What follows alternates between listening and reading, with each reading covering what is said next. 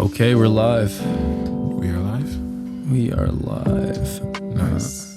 Gonna mess around with the levels real quick, but we should be good. Nice. It's an actual podcast. Yes, sir. Yeah. Like, been wanting to do this for like years and years, ever since the idea came. Oh, yeah. Yeah. I didn't even know what to talk about. I was like, oh, maybe something music related. There you go. Yeah. Yeah. Okay. Welcome to the Emmani and Chevy podcast. Yeah. Emmani Freeze, you know what I mean? There you go. We don't have the name of the podcast yet, so No. this is like episode 0, technically. Yep. Make it a bit authentic.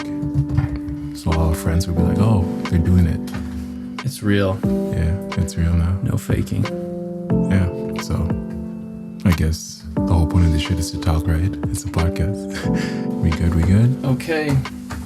Yeah, Topic of discussion, underground hip hop. it is underground hip hop.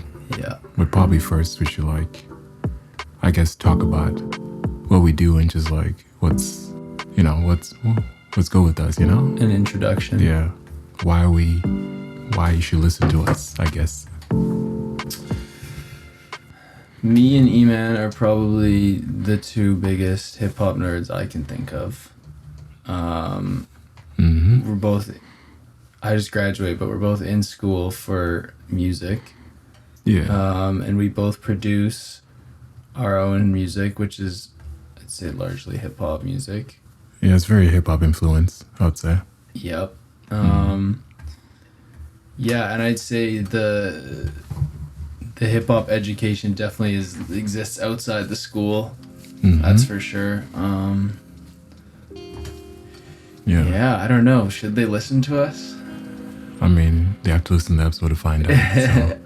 Everybody has their opinions. Yeah, this is our first episode, so we'll just take it from whatever it comes. But yeah, we normally do like, underground, or our music is very like, I would say it's different. Like each of our own styles are different. Like I do more like chill and very vibey, like something about like a little trip hop, like lo-fi stuff. And then pretty much I incorporate like different drums, like J Dilla, like different sampling. I do that sometimes, and it's just, I go with the flow. Yeah. What about your style? Yeah, I was gonna say you're right. It's definitely, I'm trying to get this right. I keep bleeding into your mic. Definitely very different. I don't know. I'm kind of all over the place these days with it. I'm trying to get more like melodic, I think. In terms of your vocals? Yes.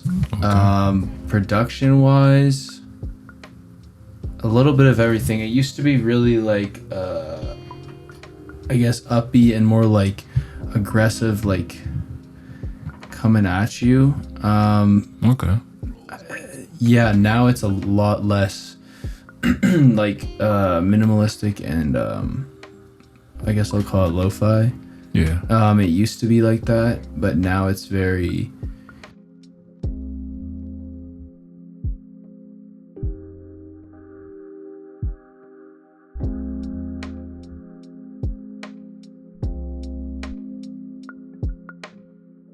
As it's like, I think it's one of the things that ties it all together, kind of like glue. definitely. Yeah, the roots. Even without like the sampling, like I think that it's got huge roots in hip hop. Yeah. Just like stylistically. But then of course all the hip hop songs that have sampled Yeah. jazz. Yeah, I do think like in terms of like that style and just how it all matches, it's always very like, it's like back and forth away. There's like some music where you can, what's it called? You can match it with like the hip hop aesthetic. Yeah. And then you can like have it, something that incorporates like maybe some keys or maybe like some drums. And it can like, you can totally like shift to manipulate it. And it'll be like some completely different, which is why like I did like producing music instead of like, I don't know, being a musician itself. Like Yeah. I would rather like, you know, play with the sounds and all that than play an instrument. But of Right. course, having that knowledge is important. You know, it kind of helps and bleeds into all the different like, the different ways of like expressing yourself. Right. Yeah. And I definitely agree. Yeah, I think, well, Quincy Jones was a huge jazz guy, Yeah. and he didn't play any instruments. He was just like the conductor, Yeah. I think, and like the orchestra. And that's kind of how I think about like producers. Mm-hmm. Is they're like the conductors, kind of. You know, like you kind of do play the instruments because you can like play MIDI instruments on your keyboard, whatnot. But Yeah. at the end of the day, like you're orchestrating the band. Yeah, I think definitely. that's pretty cool. Yeah, it's like you're Yeah. in charge of like everything that needs to happen. Exactly. And you're Yeah. the guy that just puts it all together. In like a smaller term, I guess that's what producing is, because it's like you're working multiple tracks and putting it all in one thing. So in a way, you're kind of conducting it. You're thinking that way. Exactly. Yeah. Anyways, that was a nice ramble right there. A little intro. Yeah, we can go to like the main topic, which is underground hip hop. What do you think of like, what is like your overall image, and like how did you get started? Like, what made you want to listen to it more? Ooh, of underground. Yeah.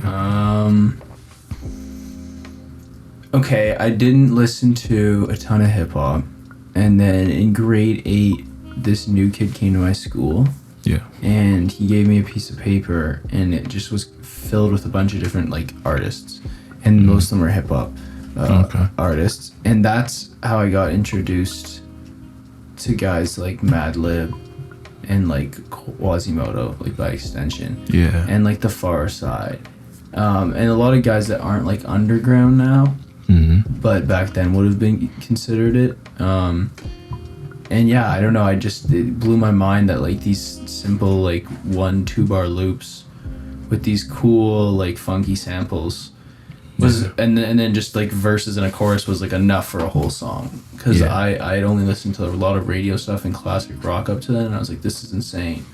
Oh, yeah. So I think that I just got infected by the beats. Mm-hmm.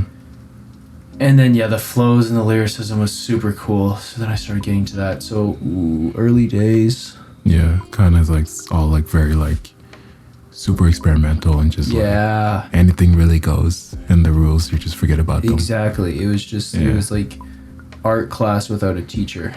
Yeah. You know, you can just like throw your paint on the canvas. No one's gonna get mad. Some people enjoy it. Some people will be like, that's not real. But a lot of people will be like, this is what really is real.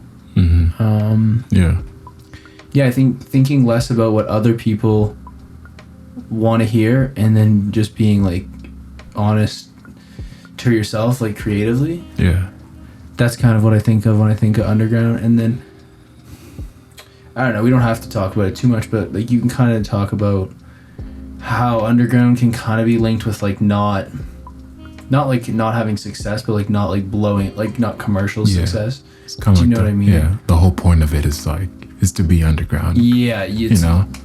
they might call Yeah. it like selling out, but it's just like Yeah, in like a more positive term, it'd be like the artists, they don't want their stuff known because it's just like them presenting themselves in like in that sort of like project and just the music Yeah. they're presenting. And like in order for it to be like have its own uniqueness, it has to stay underground, which is like kind of like the whole idea of it, you know? absolutely. Yeah. No, I do get that 100%. Yeah. And then, yeah, I guess for me, I'd say like my introduction to hip hop was like, I guess very like, because I would say like I used to listen to a lot when I was like in passive. Like I would hear like in the radio and stuff. Okay. Like, you know, like different songs from like, I wouldn't say this is hip hop, but I'm like maybe like Sean Kingston. Okay, or maybe yeah. Temperature by Big Sean, or not Big Sean, Sean Paul. Yeah. And it's like just that type of sound, and then it's very like club-esque and just like very bouncy, which is Right. pretty much like the introduction of it. Yes. And then to more into like the hip-hop related things instead of like the club, I would say like the first ever like hip-hop song was like Kick Push by Lupe Fiasco. And it's pretty much like, That's your first hip hop song you listened to? yeah, it got like, it had like this nice like super jazz like feel. Yeah. And very like melodic lyrics. Not really melodic, but like everything just flowed in together. And it's like, what are these two like different genres? I totally get that. Yeah. No, I know what you mean. Yeah, because at the time, like I had what's it called? I was able to listen to like, you know, jazz. Like I started listening to jazz first, and then hip hop came after. And then after that K Push song, I was like, I got to get into more of this genre, you know? And then it didn't take a few more years until like I got back to like Nas and just like listened to the album It Was Written, and then it's just kind of like, it basically put me even deeper into like the whole, you know, like for lack of a better term. Yeah. And then I just like when I listen to some, I'm like, I gotta get more deep into it, because it's like, I really like this, I want to hear more of it. Yep. And it's like, oh damn, okay, this is nice. And then throughout growing up, it's like I've been listening to new other stuff, like, you know, like MF Doom and just like all these different artists. But really MF Doom, I didn't super get into him like in the beginning. Yeah. Because I think like there's a show called The Boondocks. Yeah, of course. Yeah, it's very like, you know, it's very hip hop influenced. It's a bunch of different artists. Yep. That like do like the music, and it's just like the whole point of it is to be like, it's about like the black culture and just like all the stuff that happens out in like crime and just like being in just how they're living. And right. then, like, it's almost like a satire sometimes of it's a satire real comedy, life, maybe. Yeah. but it's kind of real stuff that happens. Right. Yeah. And people find that related to it.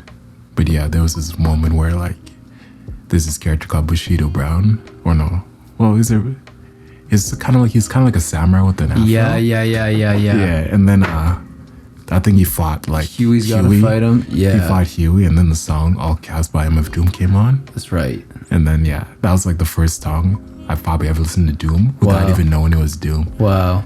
And so From the TV like, show. Wow. yeah, it didn't take me to like years, like maybe around like middle of high school, where I'm like, oh yeah, I listened to this artist before, because I rewatched the show. I'm like, oh, these music, like I listen to them now, and it's like Wu-Tang and just like J Dill and all that. So I was like, oh, that's pretty cool.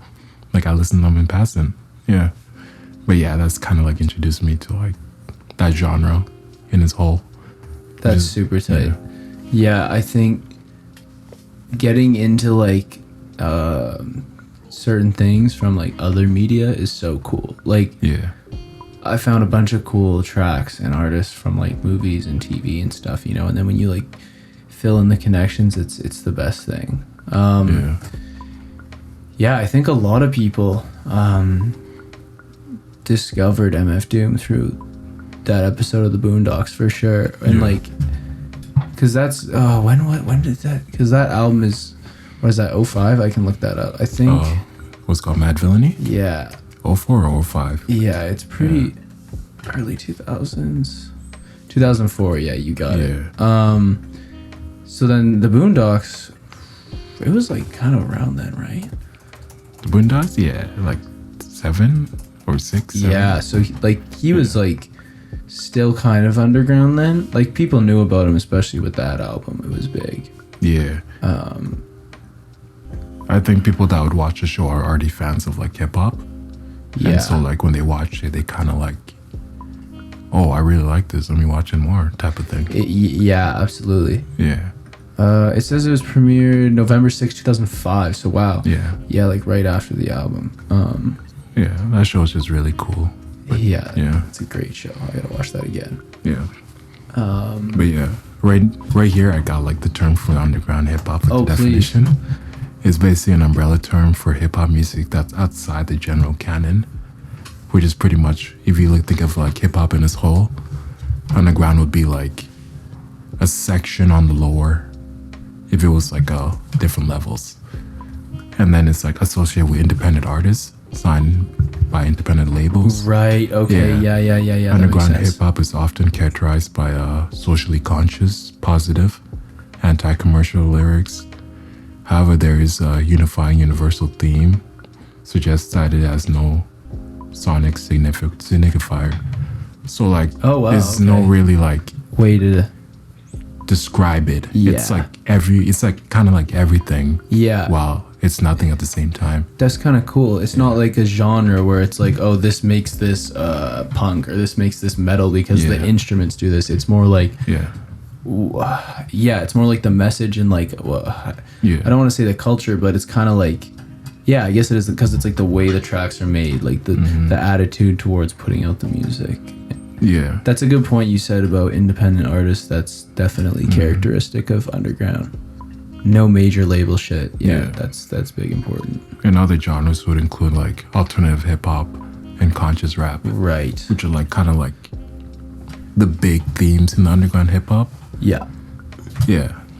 And it's not really like a style where it's like in the Billboard, like top 100s. No. Very rarely it gets around there because the whole point of it is like to be underground. And even like most artists don't want to be in the Billboard. Yeah, because they don't agree with probably half of that shit and whatnot. Yeah. It's kind of like MF Doom. Yeah, they're not Yeah. into pleasing the masses because Yeah. even like after he died, he like definitely got his flowers. I Yeah. think, but I don't know. Maybe it's not the best measure for his success, but Doom right now, according to Spotify, has about just over 7 million monthly Yeah. listeners. Which I bet you, if you would have checked that like 3 years ago, would have been like maybe a mil, maybe more. Yeah.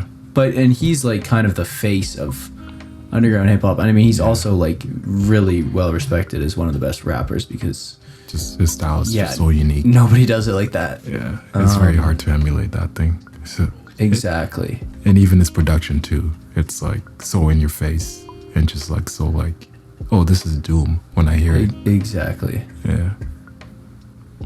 Your mic sounds great, but I think I'm gonna get you to pull it a bit closer to you, and I'm gonna drop your gain a bit just because I'm coming through it. Okay. Yeah. Here, let me take your gain. Drop it a bit.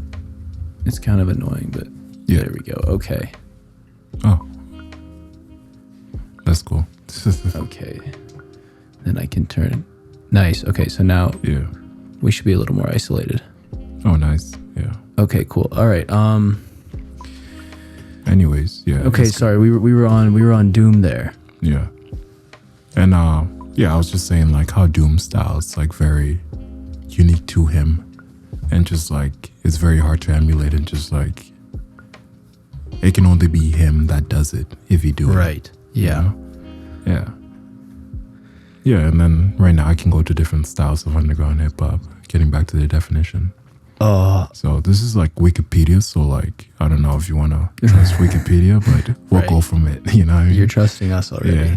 Underground hip hop is encompassed with several different styles. Numerous acts and books how to rap are described as both being underground and political or social aware of these, among others.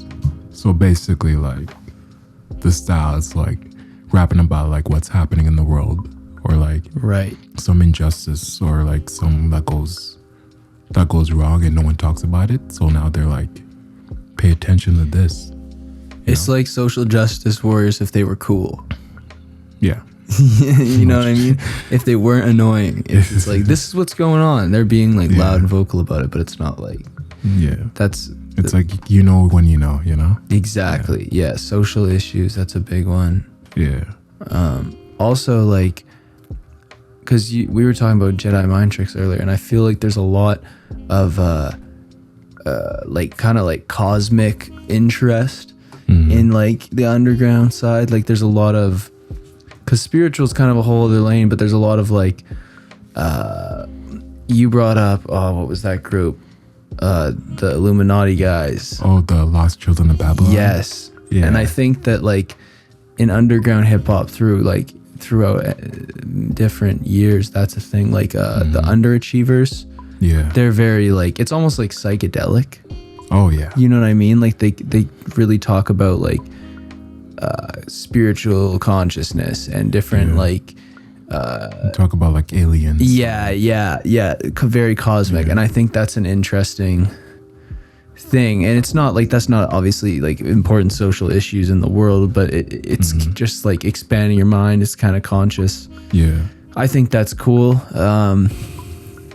Yeah, like the act of conscious itself is like to be, well, for the artists like that do it, they're kind of like, this is what I think about in life. Yeah. And this is like what I want to talk about, so I'm going to do it. It's definitely for the music for people who have brains and use them a little bit. Yeah, because sometimes the lyrics will be like, holy shit.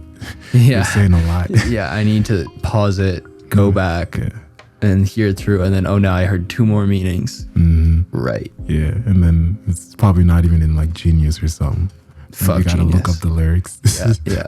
Genius is good when I can't understand rappers sometimes, but like the meaning sometimes it's like sometimes it makes sense because it's like so if you're gonna talk about something that like isn't around like now or I don't know about, then okay, but it's like when they're like, I think he's trying to say this, it's like, well.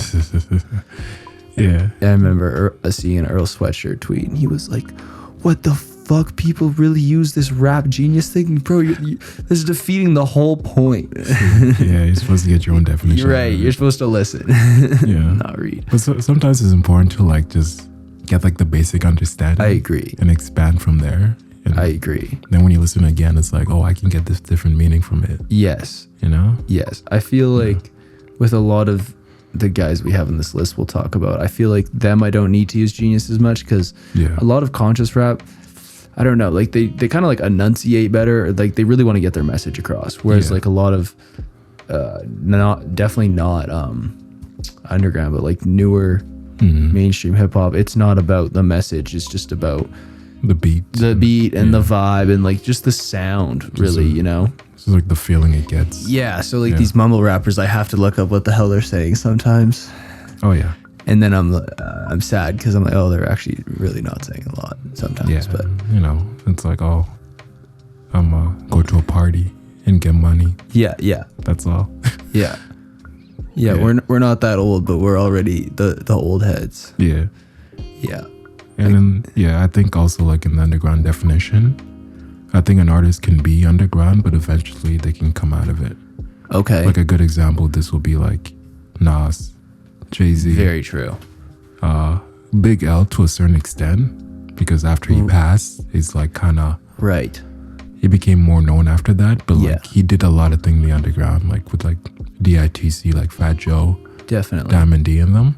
Definitely. So yeah, that term can like, it doesn't have to like be like focused to that one specific artist. And right. It could change, like yeah. And I feel like actually maybe not, because I was gonna say I feel like every artist has to be underground at one point. Yeah, Eminem. But, right. Yeah. That's true. And like maybe it's just because they're not popular, they're considered underground. But maybe it's also like, since they're not super popular, they don't have the pressure on them from a label or whoever being like, oh, you have to rap like this, like you have to make your beats more you know, like, because like you said, like M has a track it was like the first EP is out actually on Spotify. The Slim Shady LP you're talking about? I don't even think he's going by Slim Shady then. I'm gonna find it. If you go to his discography, is it like with D12 in them? 1996, he's got a single called Infinite, and my brother showed that to me and I was like, wow, like 96. Like he also has an album here called it's a single called Just Don't Give a Fuck, Eminem, and it actually is on the same bridge with, it looks like the same car from the Slim Shady LP. It is. But the stuff he's talking about is, he like, a lot of the rhymes are just like wordplay. Like it's not. It's it's just the like lyrical, spiritual miracle shit. Yeah. Before that was corny. Just very technical. Yeah. But like even the topics that he does touch, it is still more conscious. Yeah. And he's not as angry. And then like later on, once he started getting fame, and I think it's probably just because it's what people wanted and that's what he wanted. But it's like I'm gonna rap about I'm a menace, a dentist, an oral hygienist, and it's like that's still a bar, but now we're doing club music. So that's a great example. Yeah, Eminem, A Tribe Called Quest. Oh yeah, that's true. At one point, Wu-Tang as well. Like they were very considered underground. They were like grimy as hell. Yeah, because like when they were introduced, like there was like no song like that, Yeah. And it's like, oh, they're like, there's no hooks in these songs. It's like just them just rapping just their asses off. Versus maybe a chorus. Yeah, but they was hard as shit. So it's like, oh, we like this. Yeah. Mobb Deep too, Yeah. Like they're very like, in terms of like 90s, like underground, like very like street grimy stuff. Yeah. Like they were kind of like the first group that like rapped about like the street violence, because they were involved in it, and they had people that passed, and they like when Havoc and Prodigy are like the duo Mobb Deep. Yeah. And then pretty much like they introduced like the Havoc produced an album called The Infamous, and then he had like a bunch of like songs like what's it called? Here, 1 second. Like, Eye for an Eye, Nas Raekwon, like Shook Ones Part 1 or Part 2. Yeah. That one like became very big. Yeah, that's true. There's that was a also big like hit. what is the Eminem movie?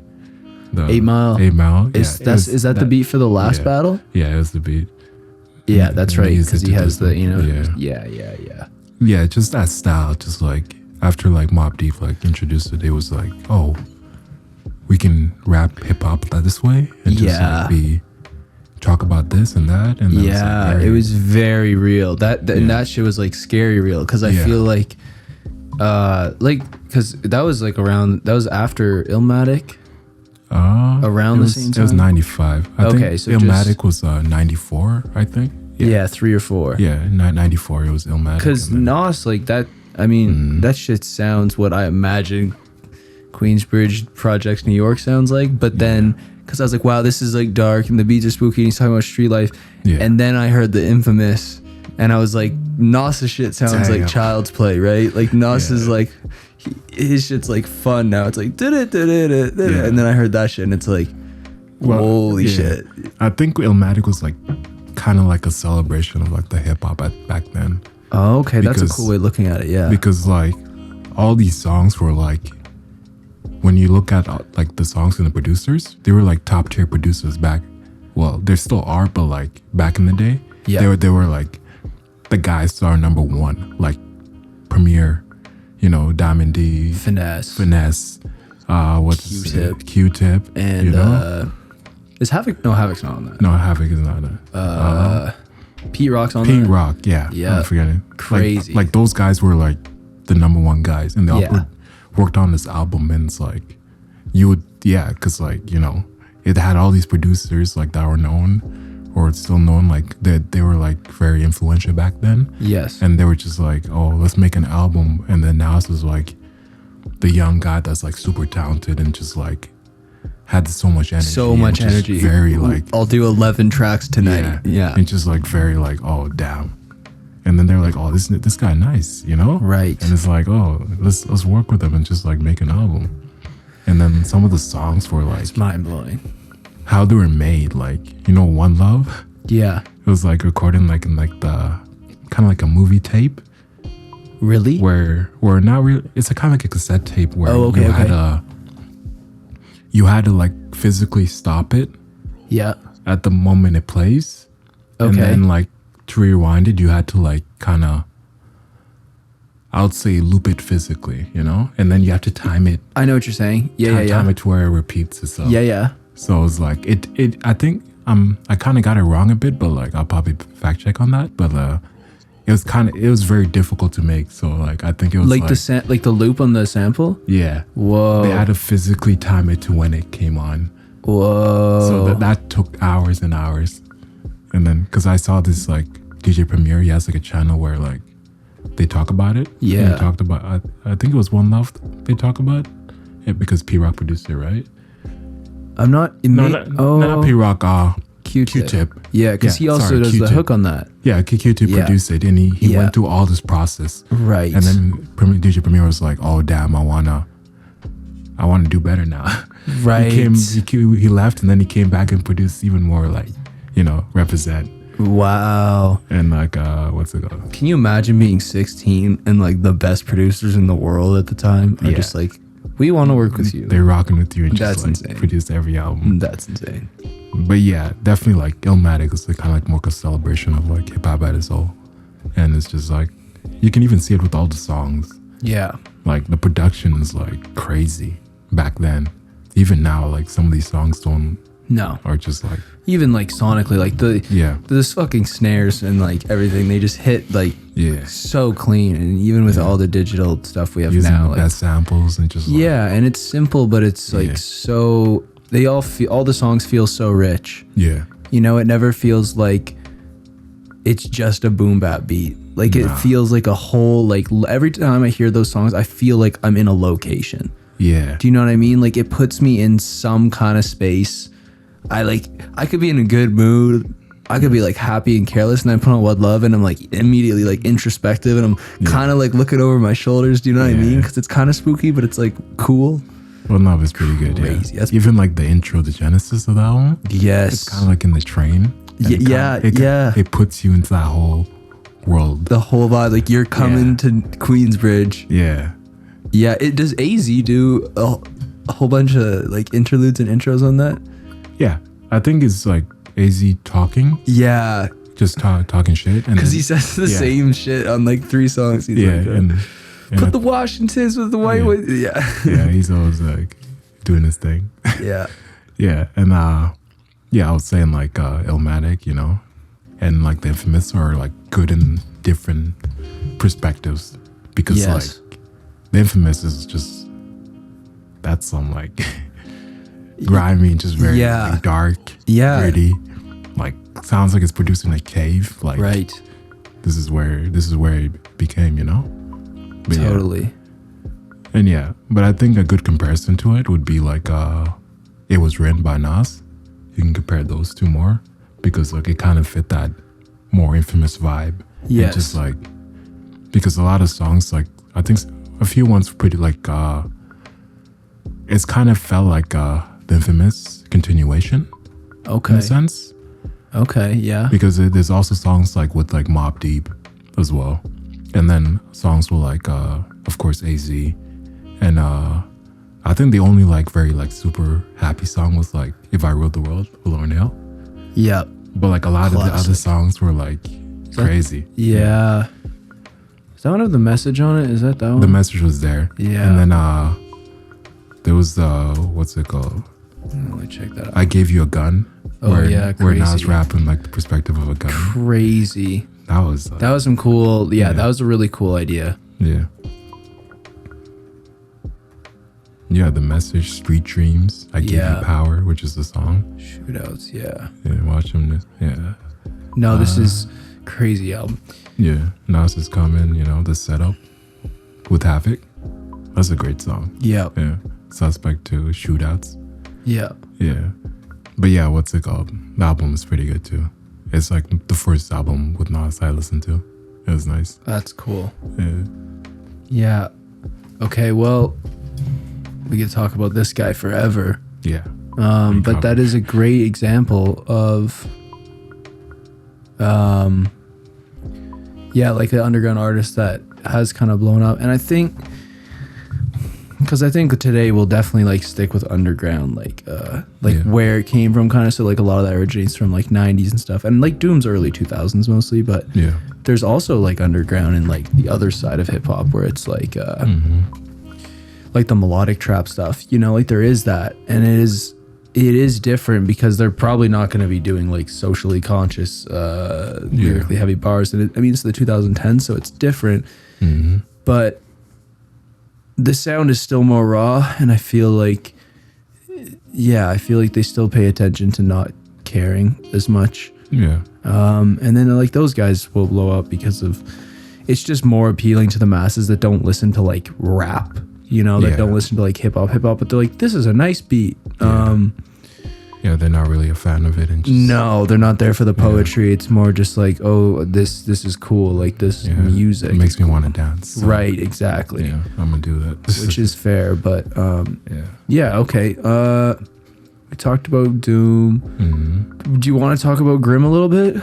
MF Grimm? Yeah, without going into like the super long beef history and Oh yeah, because it is crazy. Yeah, I think MF Grimm is kind of. I guess I would say in terms of a rapper, I think he's dope. Yeah, like he has his own unique style. Yeah, just like he rhymes about like, you know.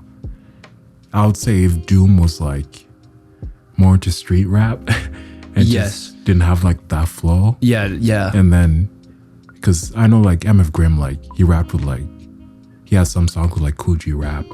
Oh and, yeah. Maybe some Mobb Deep stuff. But his style is more like, you know, underground, very gritty, street hard stuff. Yeah. And it's just like, it's in your face. And like the production is kind of like very boom bap and very like 90s. Right, yeah. And he definitely like has how do I say this? Because he has his own style that makes him unique. And his voice, I think, is also unique. And just like, because he just raps about like, you know, some parts with drugs, some parts with like very violence and just stuff like that. Yeah. Yeah, Doom is more just like the fun kind of goofy raps, and it's all about like the wordplay and the rhyme schemes. Yeah. Yeah. Interesting. Okay. Yeah, they had beef. That's about it. Yeah, that whole beef was silly.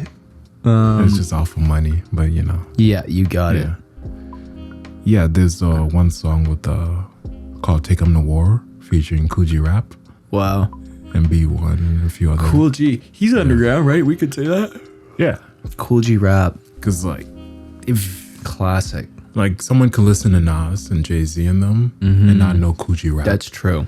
That's very true. Coogee Rap is kind of like the birth of like that East Coast flow. Yeah. Flow. And he is old. That's true. Yeah. He's still rapping, man. He had a song with like Freddie Gibbs that I listened to like last year or something. Yeah. And shit. Like, it's like his nephew or something that's on the song Yeah. too. And then Alchemist had a single with him that came out like a year ago. Yeah. Yeah. Crazy. I think in terms of like the scary like street like Alchemist style. Yeah. Coogee Rap and his music and just like the production in it. Yeah. It's kind of like one of like the early stages of just East Coast rap and just like that birth of that style. Yeah. Because I think there's an album called 456. Yeah. And he has like a lot of these like very haunting and just very dark street. There's that one song, Money on My Brain. Yeah. That one with Grimm. Yep. And the only positive song is Fast Life with Nas. Right. Well, kind of positive, but it's just talking about like the lifestyle of being rich and stuff like that. And he has this nice song called like, you know, he has Take 'Em to War as well, which is from his featuring Coogee Rap. Or no, featuring MF Grimm. Right. And then he has a song called For the Boys, Blowing Up the World. For the Brothers is actually like that one's not too dark.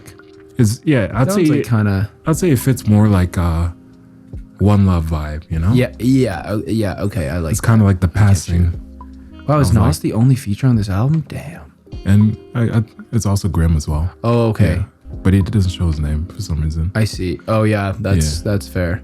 Yeah. There's also metadata issues. Executioner Style. That's a good song too. Oh wow, yeah. Yeah. But yeah, MF Grimm. I mean not Grimm. Coogee Rap. He's pretty dope.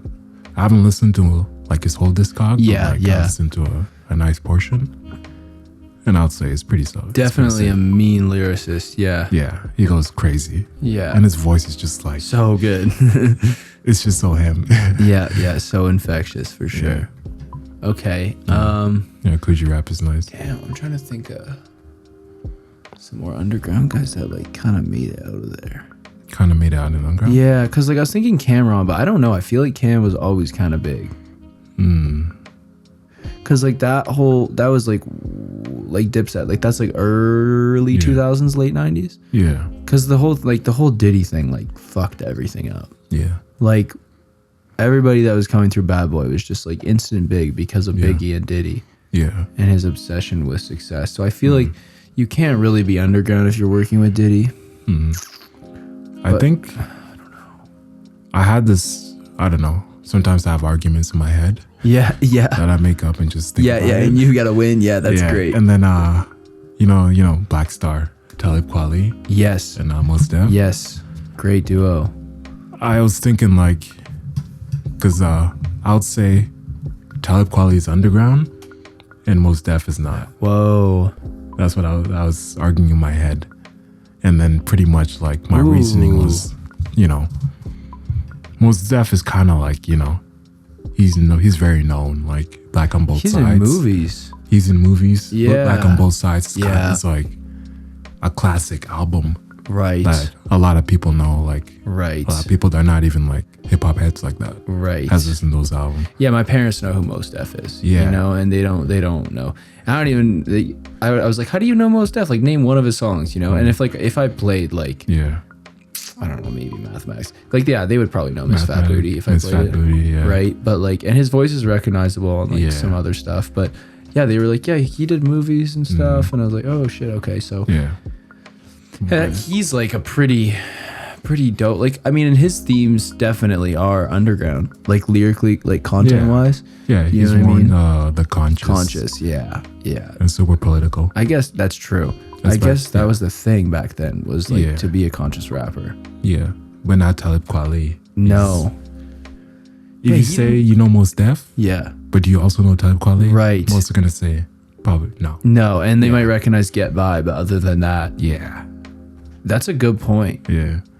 So yeah, I was just thinking about this. Oh, maybe that makes sense. Because I guess like Talib Kweli, like most hip hop heads know him. Yep. Like that, like the type of music we like. They know most that, like Talib Kweli and Black Star and all that. But yeah, he's also like a super conscious rapper. I think even more so than like Mos Def. Because like, I can see that. Because the way he raps, like his voice is very like distinct, especially his flow. It's kind of like stop go. Yeah, 100% stop go. He kind of like pauses and just like, I don't know. His voice is just like it's very different, you know? Yeah, and it's not like I like it, but like you said, it's not like not everybody would say it's like good. Like Mos Def just sounds smooth. Yeah, for the most part, you know, like he just sounds good. Yeah. And like Talib Kweli sounds good, but yeah, he's kind of got like a more nasally, high pitched voice. And yeah, like the flow is kind of like, whoa. Yeah. I would say it's definitely it takes a long time to get used to. Yes. But like once you do, it's like, oh, right. Once you're like, okay, yeah, that is true. Yeah. I had a friend of mine back in like the restaurant I used to work with. Yeah.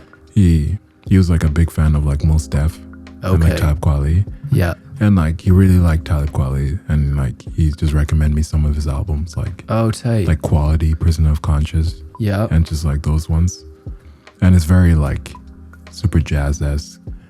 And then I think for me, like there's an album called, what's it called? Here, let me search it up for a second. You know High Tech? Yes. He has an album called High Tech called Revolutionary Per Minute. And it's got like, it came out 2010 actually. It's got a Cole feature before he was Cole. Wow. Know? And he's got like a few like the underground artists. I think he has one with like Common in them. But it's mostly like Talib Kweli and High Tech. High Tech, yeah, he's like a producer. So somebody has, I mean a few guys, but somebody has a flow exactly like him. Diamond D. Yeah. Yeah. Was High Tech was in DITC? I don't. I mean, like he probably just had them produced. I don't think so. Yeah. Okay. Because he. Yeah, it's totally the same. Yeah. Like Diamond D and yeah. Because I'm like, are these guys the same person? And then they're like, no. Yeah, maybe it's just the era. Because who's got? Is it Jizza who has I should know this. Who has Bomb Atomically? Socrates' philosophies and how Inspector Deck. Thank you. Yeah. Wow. See, now I'm gonna get kicked off the podcast. The real hip hop heads are like, how do you not know? Triumph is the most important verse. It's all good. But it's kind of like that kind of flow. I feel like with high tech. I don't know. I'm kind of just thinking of the song 24/7. Who's that even with? It's kind of a weird one. Yeah, he definitely has like very like sci-fi rap. Yeah, as I would call it. Yeah, similar to the Jizza from Wu-Tang. It's very sci-fi and very like aliens.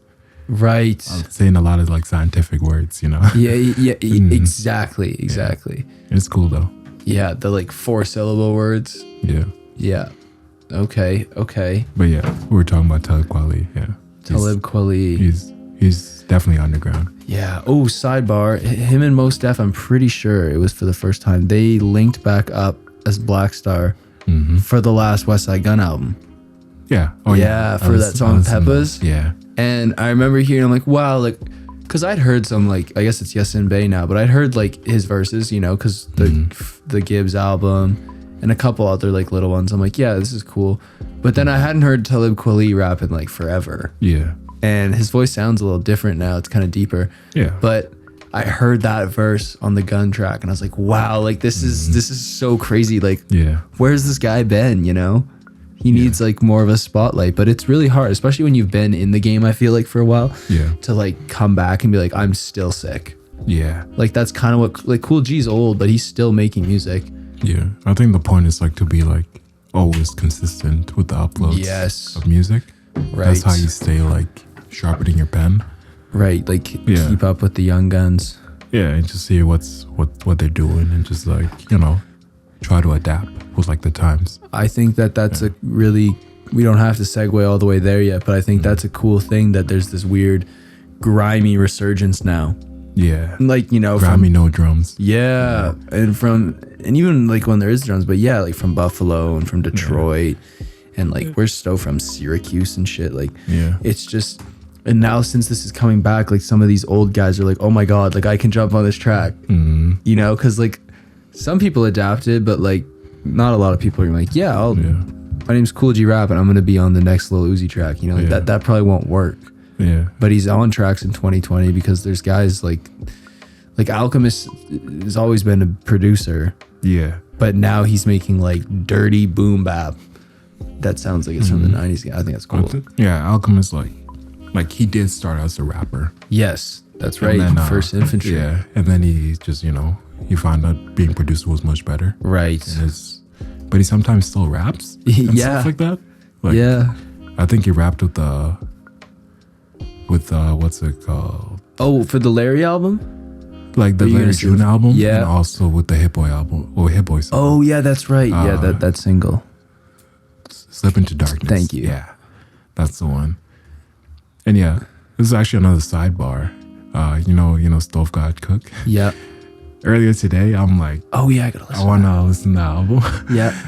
And then so I listened to it when I was in the gym, and that shit just hyped me the fuck up. Yeah. I still gotta listen to that. You send that to me at work. Yeah. Oh yeah, the one with Rock Marcy. Yeah. That one's pretty good. That's a new Reasonable Drought is what I listened to. Oh god, yeah, that album is so good. Yeah. Like, cause you know, what's it called? This is one song I really liked.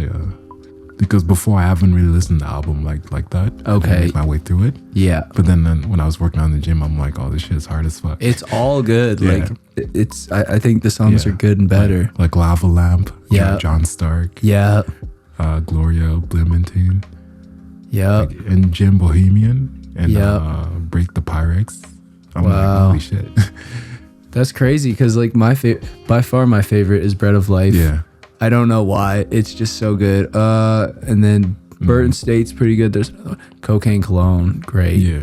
Wild Samples. I think it's cool that he can be so bar heavy and then also be like these new rappers and just go like ridiculous with the ad libs. Yeah. Like he's just gonna laugh. And it's like, it's so great because I'm getting hyped. I guess Jada did that, but yeah, those like reverberated like laughs in the back. Yeah, those are just like so hyped. Yeah. He'll like talk shit calmly, and then his ad would be like, "No, you can't," and it's like, holy shit, like it's so great. It definitely hypes you up. That's it. I think Marcy kind of led the charge in this whole like Rebirth. yes, Yeah, because he's been doing it for a while. since like 2010. I don't know if he has music earlier than that, but like Right. No, but that's like Yeah. that's like way back. That's like early ASAP Rocky, you know? yeah, And I think it was you that was telling me that like guys around him were kind of like, maybe it was you.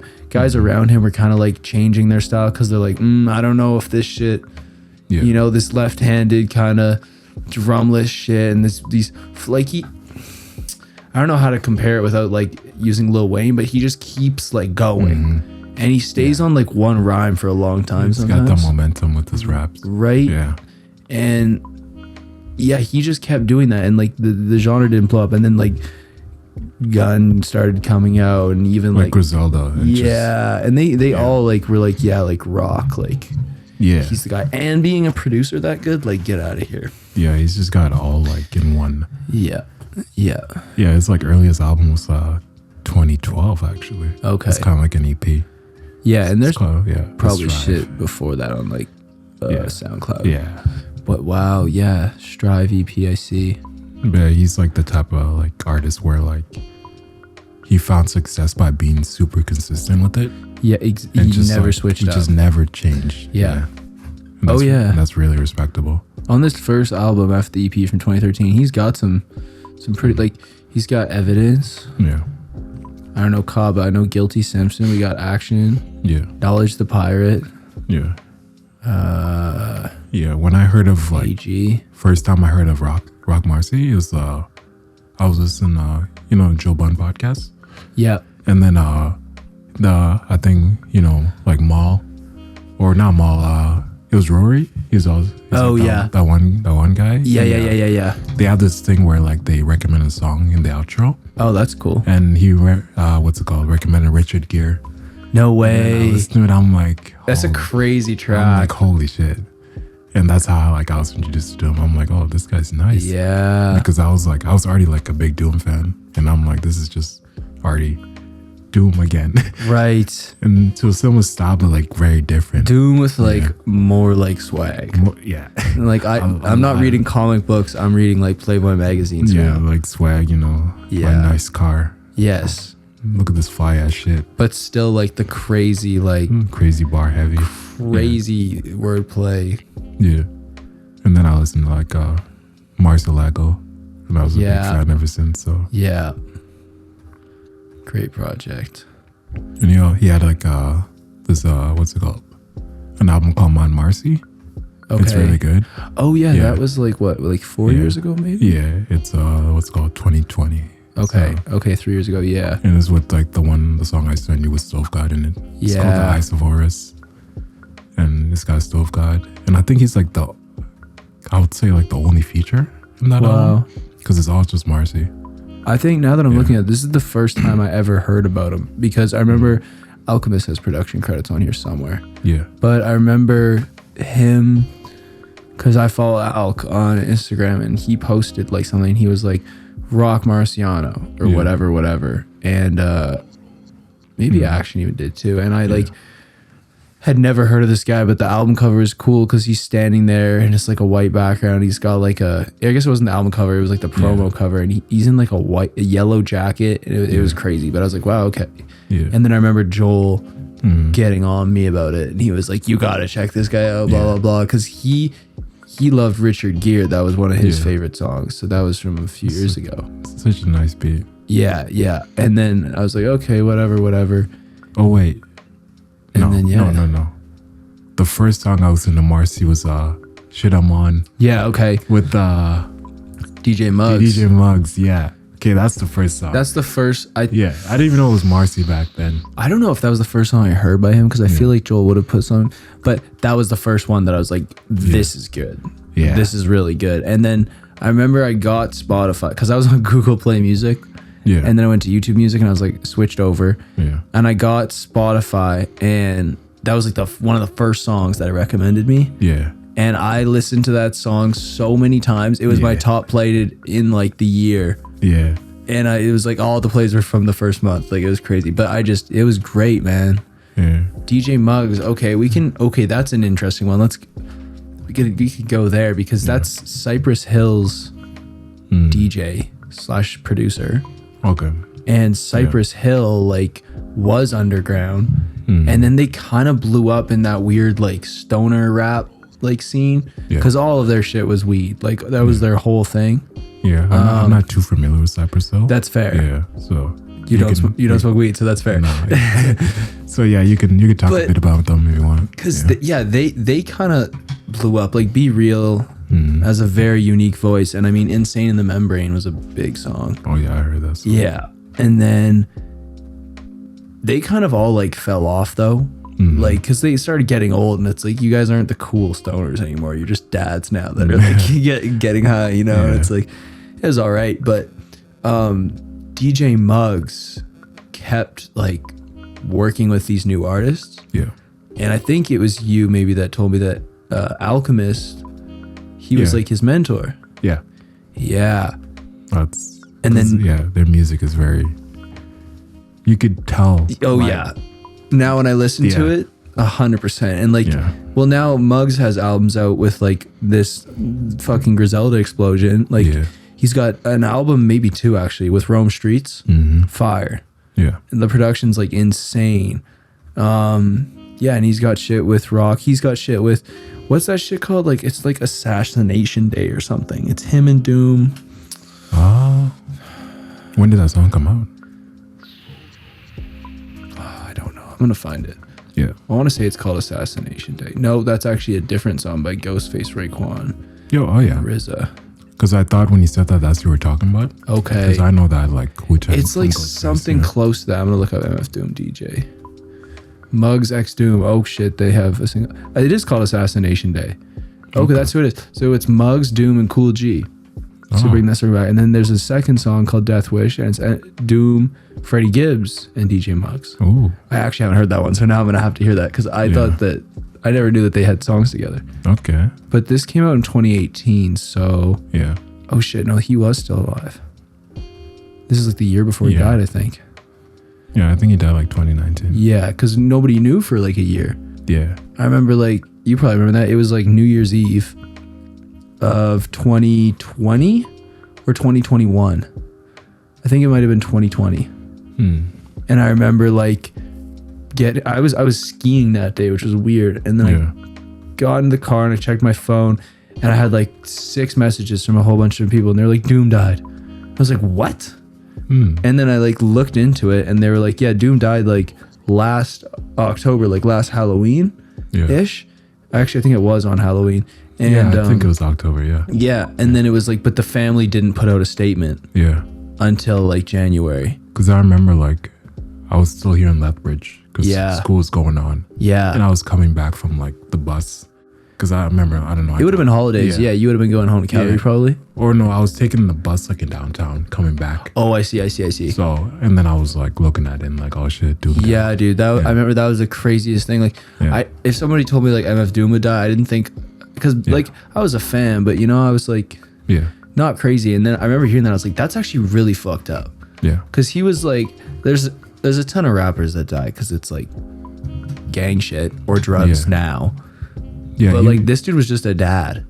Yeah, like he was a pretty regular guy. He passed by like, I think medical complications.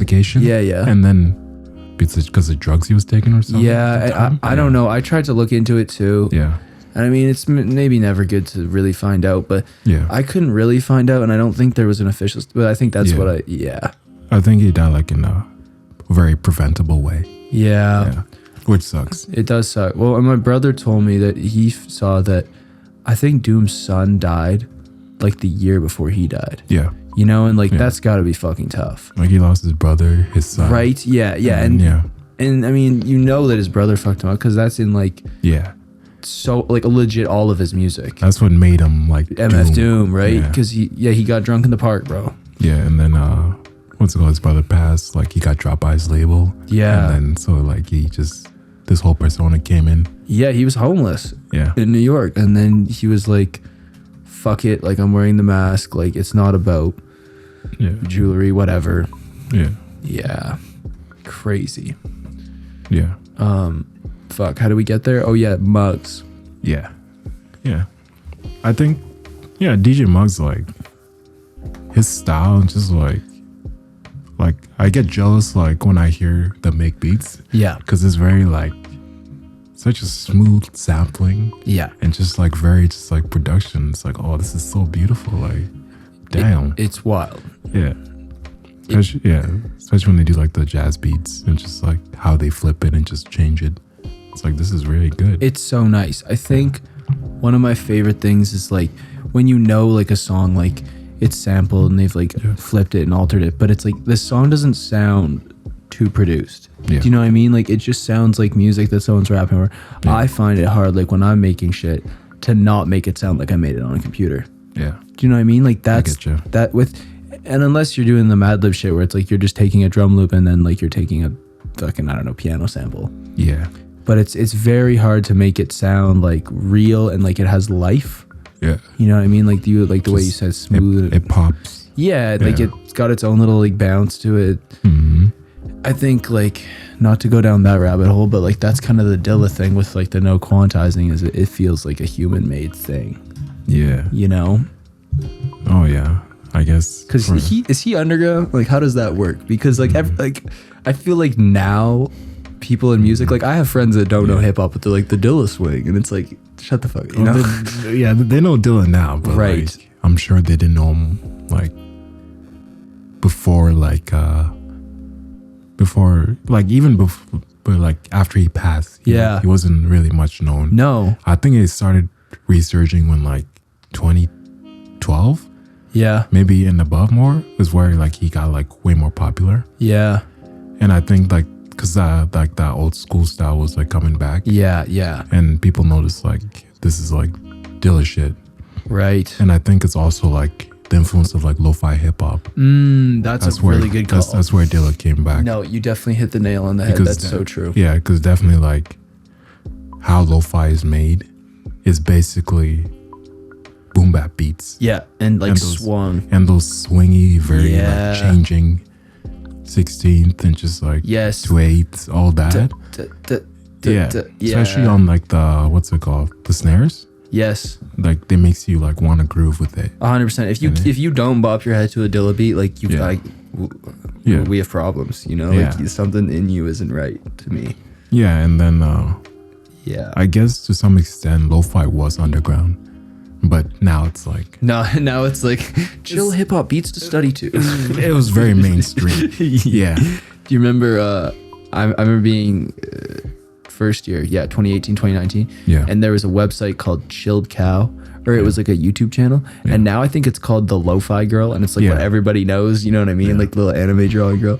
But it was called Chilled Cow for the longest time, and I was like, this is great. But it was literally chill hip hop beats to like relax and study to. Yeah. It was kind of like known as background music. Yeah. But a lot of that shit is beautiful, and it's like it's not Dilla because like he's so iconic. Yeah. You know, it's like everybody can put a VHS filter on your shit, low pass it a little bit, and then swing your hi-hats. But I think that man his bass lines are so underrated. The bass lines is what make the song, I think. Gross. Especially in the beat. Gross. And like it doesn't even make sense sometimes, like where the notes are going. Nah. Because the beat's already like kind of bouncy swing, then it'll be like boop, boop, boop, boop. It's like, what? Like it's jazz. Yeah. And it's wild. Dilla's nice. And also, I guess talking about lo-fi hip hop and influences. Yeah. Ninjabi's. He's good, nice, another good connection, another influence of lo-fi hip hop. Mega, because his music is kind of like after lo-fi hip hop became a thing, he kind of like started transcending even more and stuff like that. And he's kind of like, I think my biggest influence in terms of the music I make. I'd agree. Because like I think I got into his music like this is anime. Yeah. Called Samurai Champloo. Yeah. And it's got like this very unique OST, and like the soundtrack is basically just hip hop with like very like melody-esque, super like just atmospheric. Yeah. Like very texture heavy. Very textured and electronic bass. Yes. And it's just like it was so like different and just like, because before I've listened to like other songs. There wasn't anything like this. And especially like, and the beats were just like kind of repetition, but you never get tired of it. And like, they were just like very like, because there was also like sample based too. There's a lot of samples that were using it. And in the show where there was like 4 producers that worked on it. So Ninjabes was one. And this other like influential producer by me is Fat John. Okay. And then Force of Nature and Suchie, which is like, they're kind of like Japanese artists. Mm-hmm. And there's just a style just all match in together. And it made the show like really very different. And just because like, especially like the influence of like the hip hop in it. And it just like, it made me like really interested in it. Yeah. And there's a album like the OSTs, like there's one called Departure. Yeah. And I'm forgetting the other one, but it's kind of like blue, and it has like a little flower thing. It's not a Spotify. Okay. But I think I know what you're talking about. But that's Ninjabes. Yeah.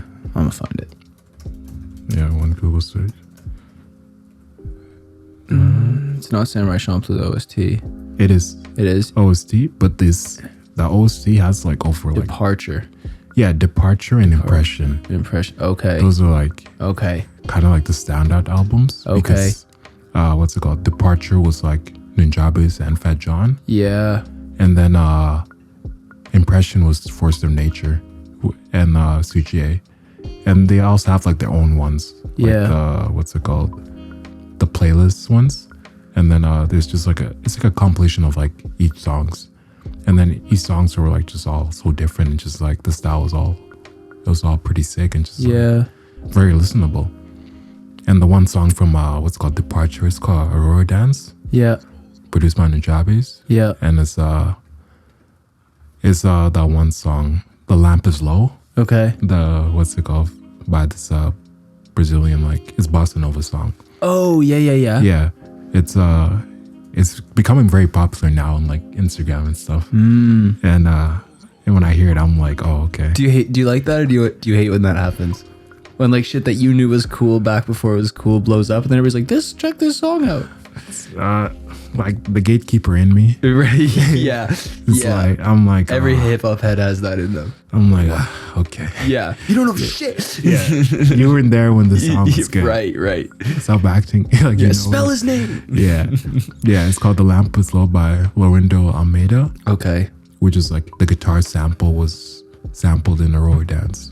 Wow. And like that song is kind of like one of the most beautiful things I've ever heard. So I was like, oh damn, I really like this. Oh man, you said it. Like, we were talking about hip hop. I think honestly the first underground hip hop song that like I ever enjoyed, maybe even heard, now I'm looking at it now, was like Feather of Immortal Soul. Oh, Immortal Soul? Or Immortal Soul. Yeah. It was C-Star? C-Star? Okay. Yeah. Like, that was, my buddy showed me that. Yeah. And I remember like, I never heard anything like that because the beat was insane. That was like, that's like lo-fi. I'd never heard that, you know? And then the vocals are so, it was perfect. It was the first song I think that I was ever like, this is the most beautiful shit ever. Yeah. And I didn't think that hip hop could do that because I listened to radio hip hop. I was like, oh, T-Pain, you know? Yeah. And then like, even when I started getting more grimy, like I got an Odd Future in 2013 and shit like that. But I was like, this is, and I love jazz. So I was like, this is jazz and hip hop. Like, what the hell is this? Yeah. It was like jazz and hip hop with like a different part of jazz that was mixed in it, you know? Yes. Because the way they sampled hip hop back in like the 90s, where like they would have the one sample, and it's very like it's hard to describe, but I think it's like a different genre of like jazz that it was produces, because like just like the beats were very like bright and warm, and kind of just very, oh, this is like, I can vibe to this, you know? Yeah. Like the sun is up and I'm like in the forest somewhere. Yeah. And I can just really feel like the warm sun, and it's very good. That's like the feeling I get when I listen to it. So, and it was definitely like how I thought when I listened to the song. So I agree. Like, I think a lot of the old hip hops, not older hip hop sampling in jazz, is kind of like, it was either like they kind of use like shots Like they would just take a trumpet sample and it would be like boom, trumpet stab. Yeah. And I feel like, I mean, some of it was like they would take a whole melody and shit, you know, but Yeah. yeah, no, this shit's way the low. I think just like low passing it and Yeah. making it lo-fi, kind of crunchy, like intentionally crunchy too. Because the album came out like early 2000s, so they were doing digital mastering then, but they probably just didn't do it. '05. Yeah. But there's like especially in the Model Soul. It's called. Well, one of the first albums I listened to like ever. Yeah. And like a lot of these like beats were like there's a Sea of Clouds. That's one of my favorites. That's like it's like the weirdest but like the most different beat I've ever listened to. I'm like, oh, this is like, you could do this, right? Because it's just got like this very like bouncy warmness of like the drums, right? And it's kind of like so different. So, and also the sign with like phase rock. Yep. And Thank You, but with the Piney Bee Fly. Yep. Yeah. What's up with the Lovesick tracks? I always wanted to ask somebody that, and I know you might know because you're a big Nujabes guy. Because there's so many Lovesicks. Do you know what I mean? Okay. Like this got part 3. I think I've heard part 2. Okay, I can like talk about it a bit. Yeah. Basically, Lovesick is an album where like since Nujabes, he passed away like 2010. Yeah. And like tragic car accident, you know. Right. Rest in peace. And this guy, he's like Shingo too. He's basically like one of his partners that he produced with, and he's kind of like a rapper. He's a Japanese rapper. Yeah, and they were working on this album, and so like, but the album never got finished because he passed away. Wow. So he and a couple of producers, like, you know, Phase Rock and them, like Uyama Hiroto is also another one. Yep. They pretty much like Lovesick is like a goodbye / like all the memories with them into that album. Oh, wow. So it's basically like, it's kind of like a thank you, goodbye. Yeah. All these feelings into the album. Damn. And it's kind of like bittersweet. It's very bittersweet. Yeah. Especially when you listen to the beats, it's like, oh, this is like, wow. Damn. And yeah, like, because I like, it's one of my favorite albums too. Like, each beat, I know it's different parts, but they're all like so different. Yeah. And it's like, there's also like instrumental version too, because you can listen to these songs just with the beats. Yeah. And it's also rapping too. And when you listen to the raps, it's like, oh, this is like, it's like a guy just saying goodbye to his friend, you know? That's crazy. Yeah. Wow. Okay. I never knew because I just seen like a bunch of different Lovesicks on like different projects. Oh yeah. Because you know what I mean? Like even on Modal Soul, it's got Lovesick Part 3. It's kind of like there's some of his earlier songs. Yeah. That kind of like repeated. And there's like a few remixes there too. So. Okay. That's so cool. Yeah. I think my favorite is like Lovesick Part 6. Wow. Okay. Uyama Hiroto remix. Yeah. That one has got like this nice harp. Yeah. / guitar. And it's just like, wow. It's nice. What is it with because hip hop definitely has like a crossover with like anime. Yeah. Like you talked about the Boondocks way earlier, and I know that that's different because that's an American cartoon just drawn in a style, but like it's drawn in that style I think for a reason. And then Samurai Champloo, and then and then Nujabes, and like I don't know, I feel there's definitely more examples I can't think of. Like I guess Uzi's a bad example because he's way newer, but there's always been some kind of connection between like Japan and like hip hop and like anime a little bit. I think maybe it goes to like I think it's a cool genre because a lot of genres it's like everybody can listen to them, but it's kind of like your main crowd is like a similar group of people. Yeah. Whereas hip hop, it's like you can have these guys that are like you're literally killing people, like this very hard street shit, and then you can also have like nerds, like straight like comic book nerds. You know what I mean? Like I think that's really cool. It's a very like open genre. Do you kind of see where I'm going with this? I think that's like why. Yeah. So what you're asking is like, how did the Japanese like hip hop influence? Yeah, like where does that come into play? Did it happen at all before Nujabes? Because I kind of see like why the anime thing's there, because it's just like I would say like maybe like, you know, early 2000s and all that, like, you know, there's hip hop in like different countries and all that, right, and Japan had its own style of how they produce their own thing. I got you. And I would say like, I think maybe not like the main, but Nunjabes is kind of like one of the leading figures of that. The guy, yeah. He was like, if you look at like some of like his history and just like who he worked with, they're all like, he's gonna be like the guy that, Oh, they all said it? yeah, that like leads to being more popular in like other worlds, like it's basically like Japanese hip hop Yeah. that blend into like different like world or like different countries and stuff. Yeah, like he'll make us big in North America or whatever. Yeah, so basically nowadays where like you hear like the hip hop and that style, it's basically like Japanese version of hip hop Okay. blending into like That's the cool. I got you. American. Yeah, okay. Yeah. But that's just my opinion. No, so, I got you. yeah. Cool. Yeah. So it's cool because it's like his own unique style and just like it's totally different, you know? Yeah, I absolutely agree. Yeah. He's underground, right? That's- Nunjabes? Maybe not nowadays. Right. But he is. Yeah, I feel like it's hard. If you're influential, I feel like Yeah. it's hard to be underground once you pass. I would say like in terms of music, maybe not. But like his name itself, if you say Nunjabes, His you wouldn't impact. know who he was. Facts. Yeah. Which is like Yeah, because a lot of people might not know his songs, but like, yeah. yeah, the impact definitely is there. Yeah, he's got like, He was a 57 crazy million. DJ too. Have you ever seen some of those videos Yeah. of him doing like DJ sets? Yeah. And he's like live making beats like half of it. It's so crazy. He's playing like drum breaks, Yeah. scratching And records. the way he talked is kind of like very monotone and just like, oh, bro, Yeah, all chill. super chill. You can hear it in his music too. Yeah.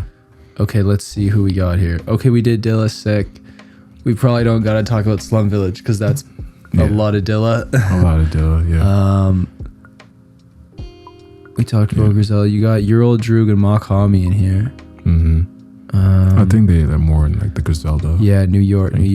Bishop Nehru, that's a kind of a cool one. Okay. How do we tie that in? Because he's got shit with Doom.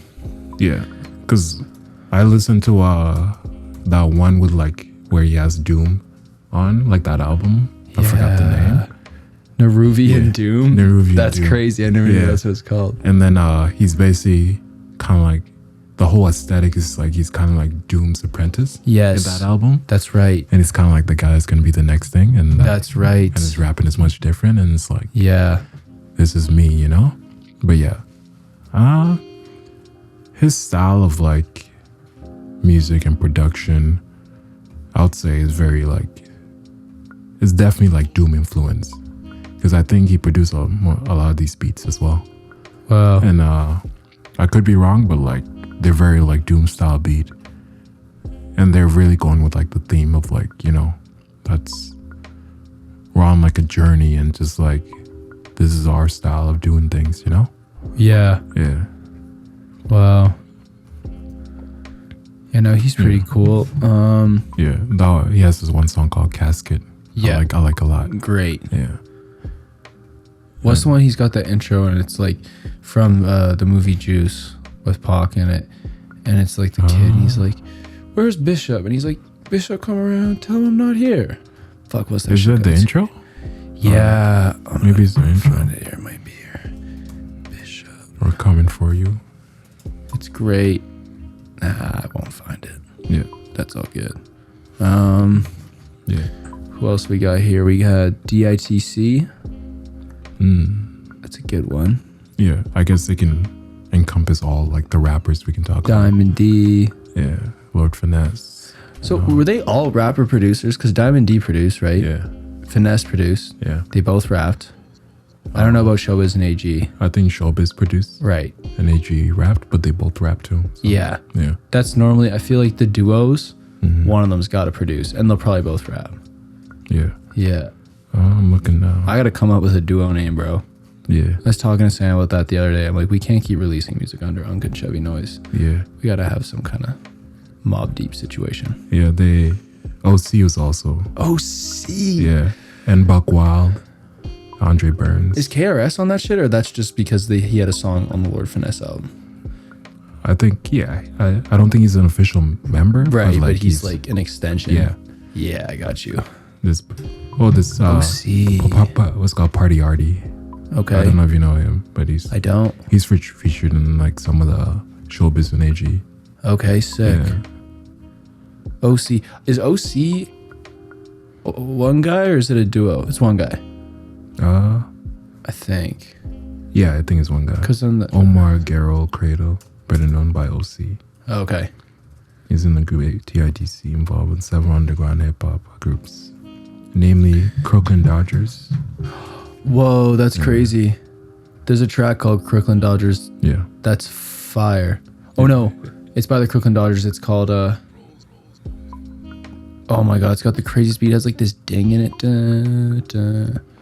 Let me look it up. I think I saw one song with Jerry the Damager. Oh the yeah, Crooklyn- Drew. Yeah. Shit. Return of the Crooklyn Dodgers. That's the Jerry, right? It is Drew the Damager. Yeah. Yeah, you're right. Yeah. DJ Premier Show. Crazy. This one. Yeah, I don't think that'll go up in the recording, so I can't play Okay. it. But Yeah. wild track. Jerry the Damager.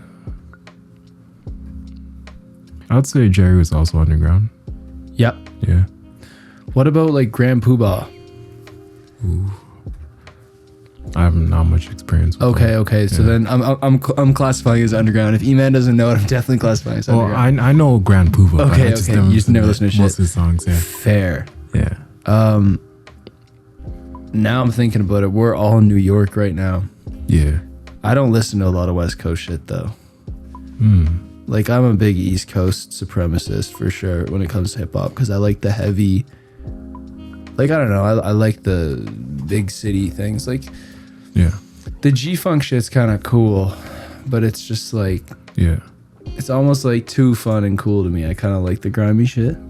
No, I feel you. You know, like I don't know. I used to like NWA when I was younger, but like the Snoop, those synths sometimes just get too crazy for me. Like they're real nice, but Ooh.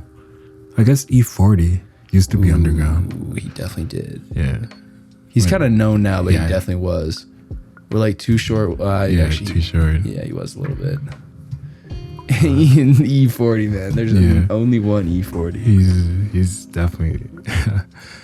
I love his voice. It's- It's the funniest shit ever. Man. But it's amazing. If he just had that stupid flow, Yeah. it would be one thing. But he also has that. Like it's almost like Mickey Mouse. You know what I'm saying? Yeah. What's it called? This Corrupt, I guess. Corrupt. West Coast. Yeah. Yeah. No, West Coast definitely has a bunch of underground dudes. Like Yeah. DLC's not that underground, but kinda. But Siwa. Oh shit. Is Mad Lib under West Coast? Yeah, he's born in Oxnard, California. Oh. I think it's called. Same place as Anderson .Paak, actually. Oh damn. Yeah. Yeah, he's West Coast. That's Yeah. true. I didn't think about that. Yeah. He just didn't do like when I think West Coast, I think like the golden era, like Dre, Snoop. Outcast. Yeah, and like wait, what? Oh, Outcast. Oh no. Outcast No, is they're more- South. That's the South. Yeah. Yeah. Oh shit. That's a big underground to mainstream one right there. Yeah. Outcast definitely. Wow, that's really true. Cause they did Roses, Ooh. you know, but then they Yeah. also have like the art of storytelling and shit. The art of storytelling, yeah. Fuck, man, those guys are the goats. I mean, Andre for sure, but What's it called? Slick Rick. the Rula. He's West Coast, right? No, he's New York. Oh, he's New York. He's New Okay. York. Yeah, that guy's like, he's like the original. Storyteller. Yeah, like legit. Cause it was like Big Daddy Kane Yeah. was like the first like rapping rapper. You know, Yeah. because I guess Eric B and Rakim, and then it's like Big Daddy Kane. And then like Rick is like 1980. also Yeah. fucking wild voice. Oh yeah. Also, I was watching videos. He used to come out to like just dudes beatboxing. Shit. Like he would be on stage like freestyling or doing his own songs, but like Yeah. the beat is a guy beatboxing. That's nice. Wild, Yeah. taking it back to the street corner. I guess like in more modern underground, Larry June. Yeah, Yeah, I'd say so. yeah. Who else? We got Boldy, Earl. Earl. Yeah, fuck. Earl is underground. Like honestly, because he was big for like 2 years. Yeah. Like when he was big because of Tyler and because of Odd Future, right? And then Doris came out and a lot of people fucked with that. Yeah. And it was still kind of like a niche audience because it's like, it's a weird album. Yeah. But a lot of people liked it. And then he got more underground. You know what I mean? Like nobody fucking listened to those last 2 albums. I did. Like I love the shit. I guess didn't. the most recent one. Yeah, no, but you know, it's weird, man. Like he's got samples like it's like what the fuck? And he's like he just sounds like he like ate all the Xanaxes and like he didn't give a shit. Nah, he really didn't. And like I don't know. I mean, I saw him perform like those shits live and I was like, this is gonna be weird. And it was cool because like it's like drunken poetry kind of, you know, like okay. But Earl has fucking bars. Like when he wants to rap, like he honestly nowadays, like modern day, he's the closest thing I think I can think of to Doom. Just the way he does his wordplay stuff. Yeah. Like if he tries. And like he still has some cool, like I liked Feet of Clay because I liked the production. I liked some rap songs because I liked the production.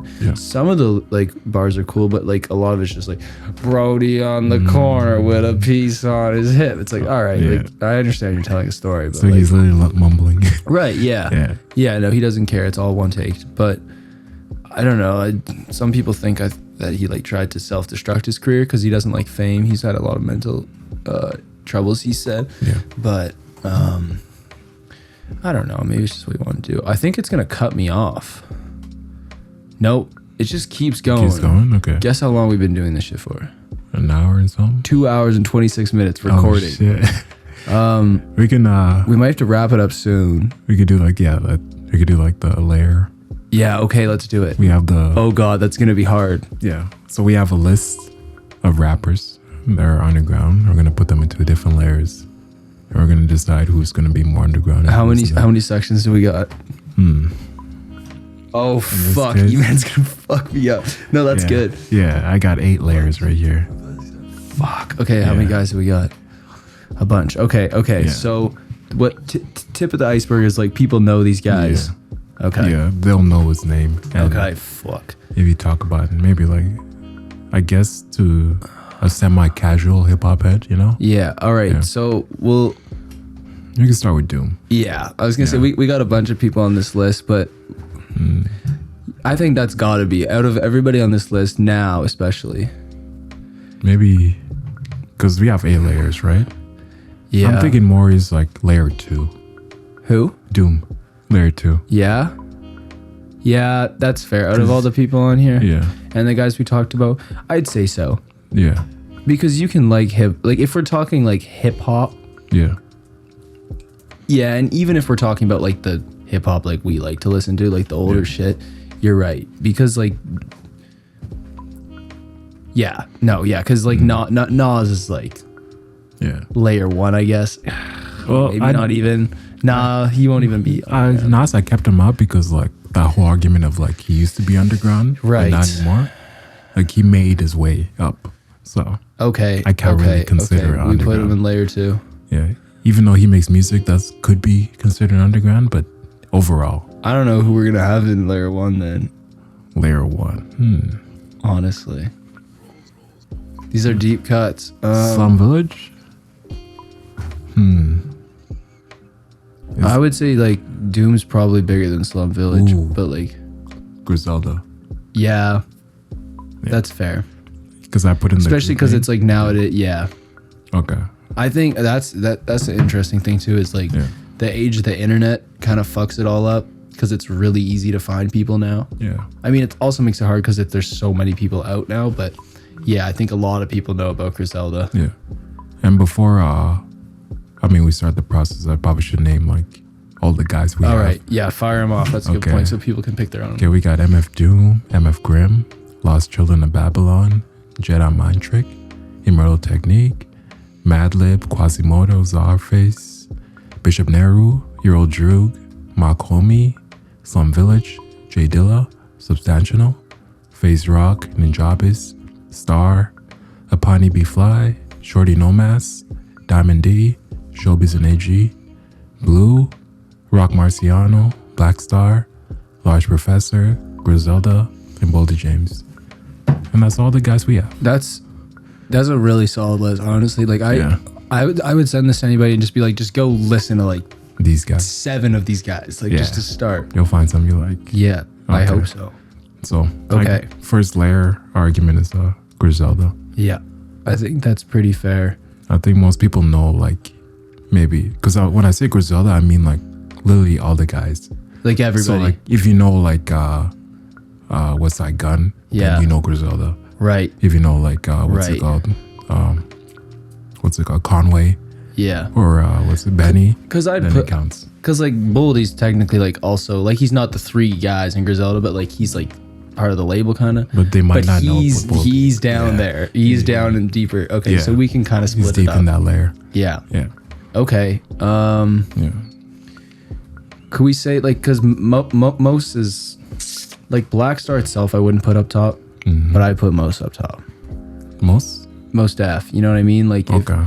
I would say we don't have to put him in there Yeah. because you got Black Star like the I mean, we could separate them. yeah because I agree Yeah. like you said Talib Kweli is not. Yeah. That early argument, I said, Yes. yeah. Okay. You want layer 1 or 2? I think he's more known than Griselda. Okay. I think like overall just because older people know him too. Yeah. If we're talking from like today. Mm-hmm. Like if you started listening to hip hop today, who you would know? Yeah, probably he's not as big as Griselda. Okay. I'll put them on top of. But overall, Yeah.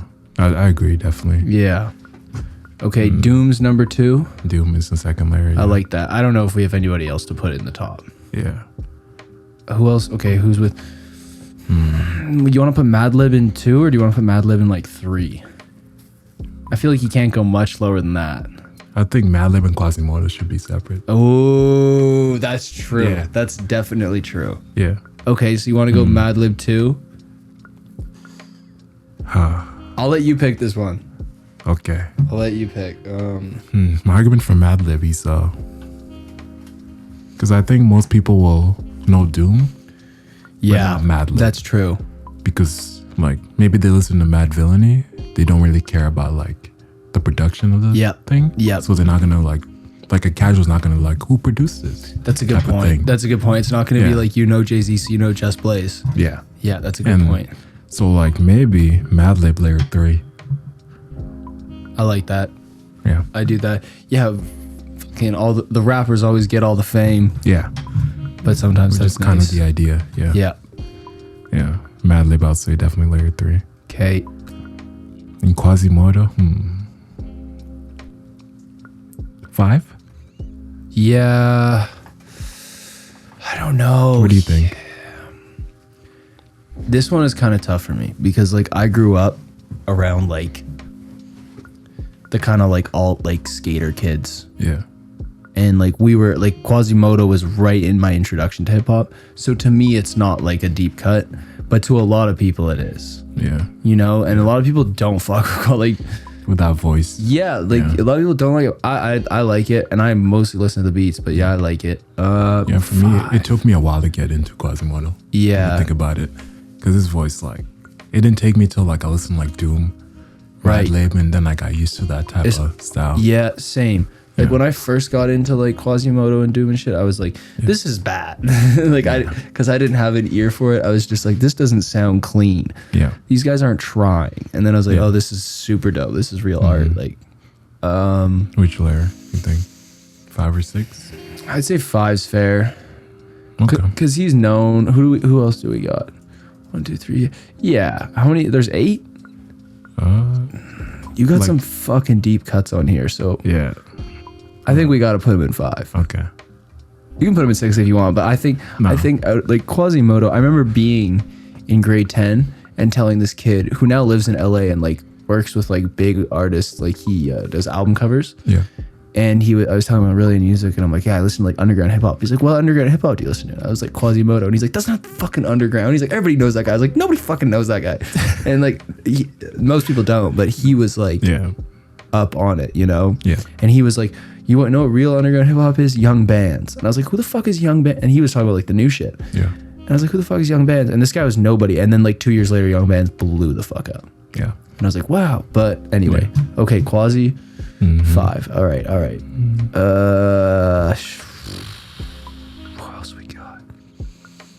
Try to think. Do we throw? I feel like we got to knock off like the big names first. Yeah. What do you want to do with Dilla? These are all so tough. This is a tough game that we're playing. Dilla, I'd say. I don't think he's as big. Like impact wise, he's probably just as big, but I don't think he's as well known as Doom. Impact wise, I think he's like all the way on top. Yeah. But I think either above or under Doom. Yeah, I was gonna say the same or below. Because I don't know. Because like a lot of people, I feel like Doom is like instantly recognized. Like, I mean, obviously it helps that he has a voice instead of making beats, but like. Yeah.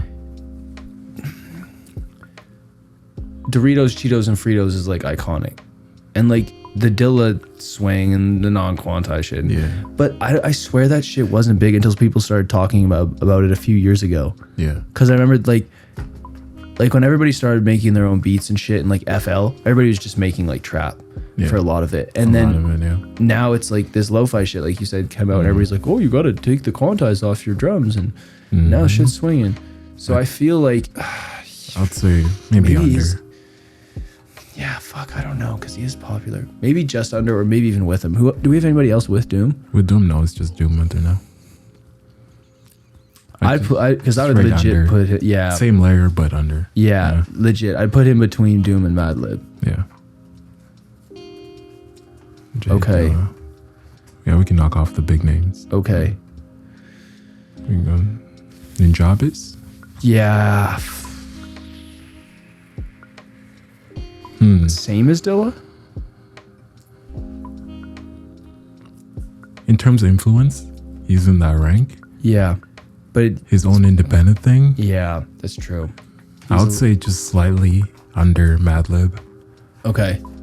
Maybe not the same layer, but just like layer 4. I agree. Yeah. I agree. Because like even when I said that earlier, like with like Dilla, he's influence. He's like, oh, just everything. Right. He's above everything. The sound. But the music itself is what we're going off of. I don't think you can name that many Ninjabis tracks, and you can probably not you. I mean, like the average hip hop person. But I think if they heard the song, they'd probably recognize it, but they don't know the name, which is why I say right. I think that Dilla might have a few more like recognizable tracks and like production credits, especially with like Common and shit. Yeah. Okay, I like that. So you're gonna put him layer 4. Yeah. Yeah. Like same layer but under Madlib. Yeah. And this list is not off of influence, or else these guys. Yeah. It'd be everything totally changes. Different. Yeah. Okay. Who else we got? Boulder, Griselda. Okay, this is good. We're knocking some big ones off. Yeah. Okay.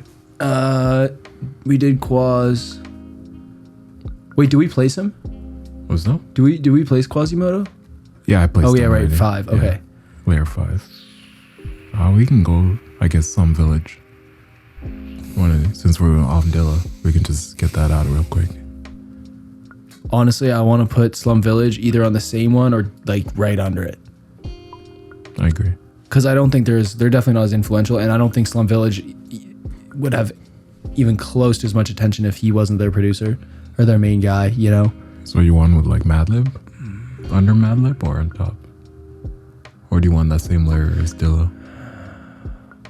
I'd say one under Madlib. I like that. Yeah. Yeah, I like that. Because they're definitely important, but they're important because of Dilla, I think. Yeah. Like all good rappers, but like I don't know if I can name. Elzai is the only. Yeah.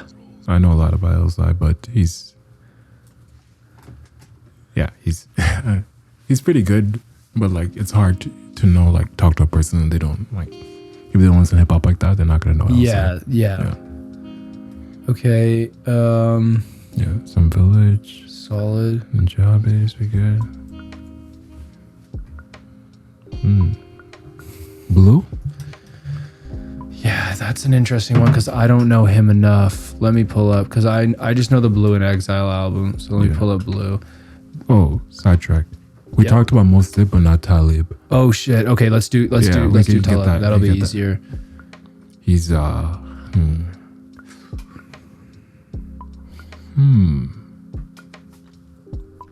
would say right under Ninjabe. Same layer. Yeah, I like that. Yeah. I like that. I'd say it's accurate. I'm trying to see Blue. Where's his own shit? There it is. Oh shit! I forgot he was on this MED album. Yeah. Wow, that's the 3 of them with Madlib. Okay. Fuck, I gotta listen to this guy more, man. It was pretty good. Yeah. Yeah.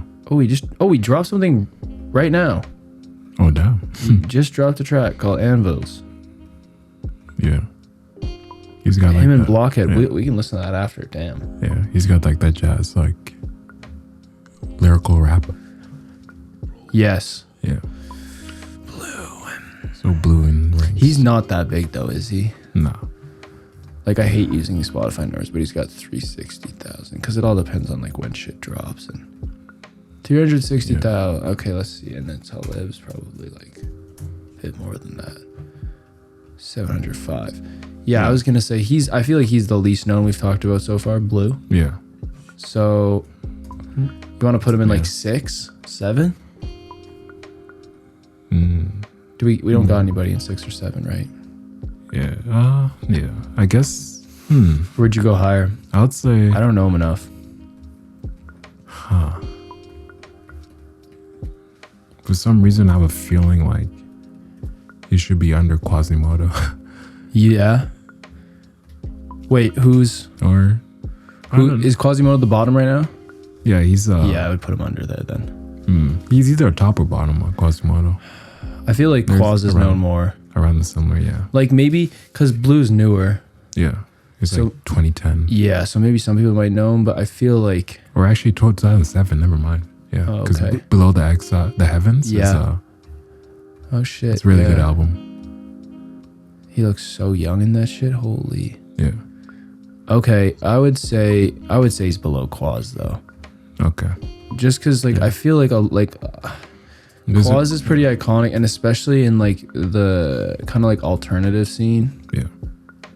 Yeah. There's an argument for either or. I think. Yeah, I think so. Yeah. I think it kind of just depends what you're into. Yeah. You know what I mean? Like if you like he's really jazzy, Yeah. the blue stuff, and him and Exile have some like really like what's that album with the trees roots? With the trees are. Yeah, it's got like it's super percussive. Oh, Miles. Yeah. So like if you're into that stuff where it's like more like instrumental, Yeah. where Quas is kind of just like it's fun. Yeah. Our next is we'll go Rock Marcy. Yeah, that's this is gonna be interesting. It's gonna get so hard, bro.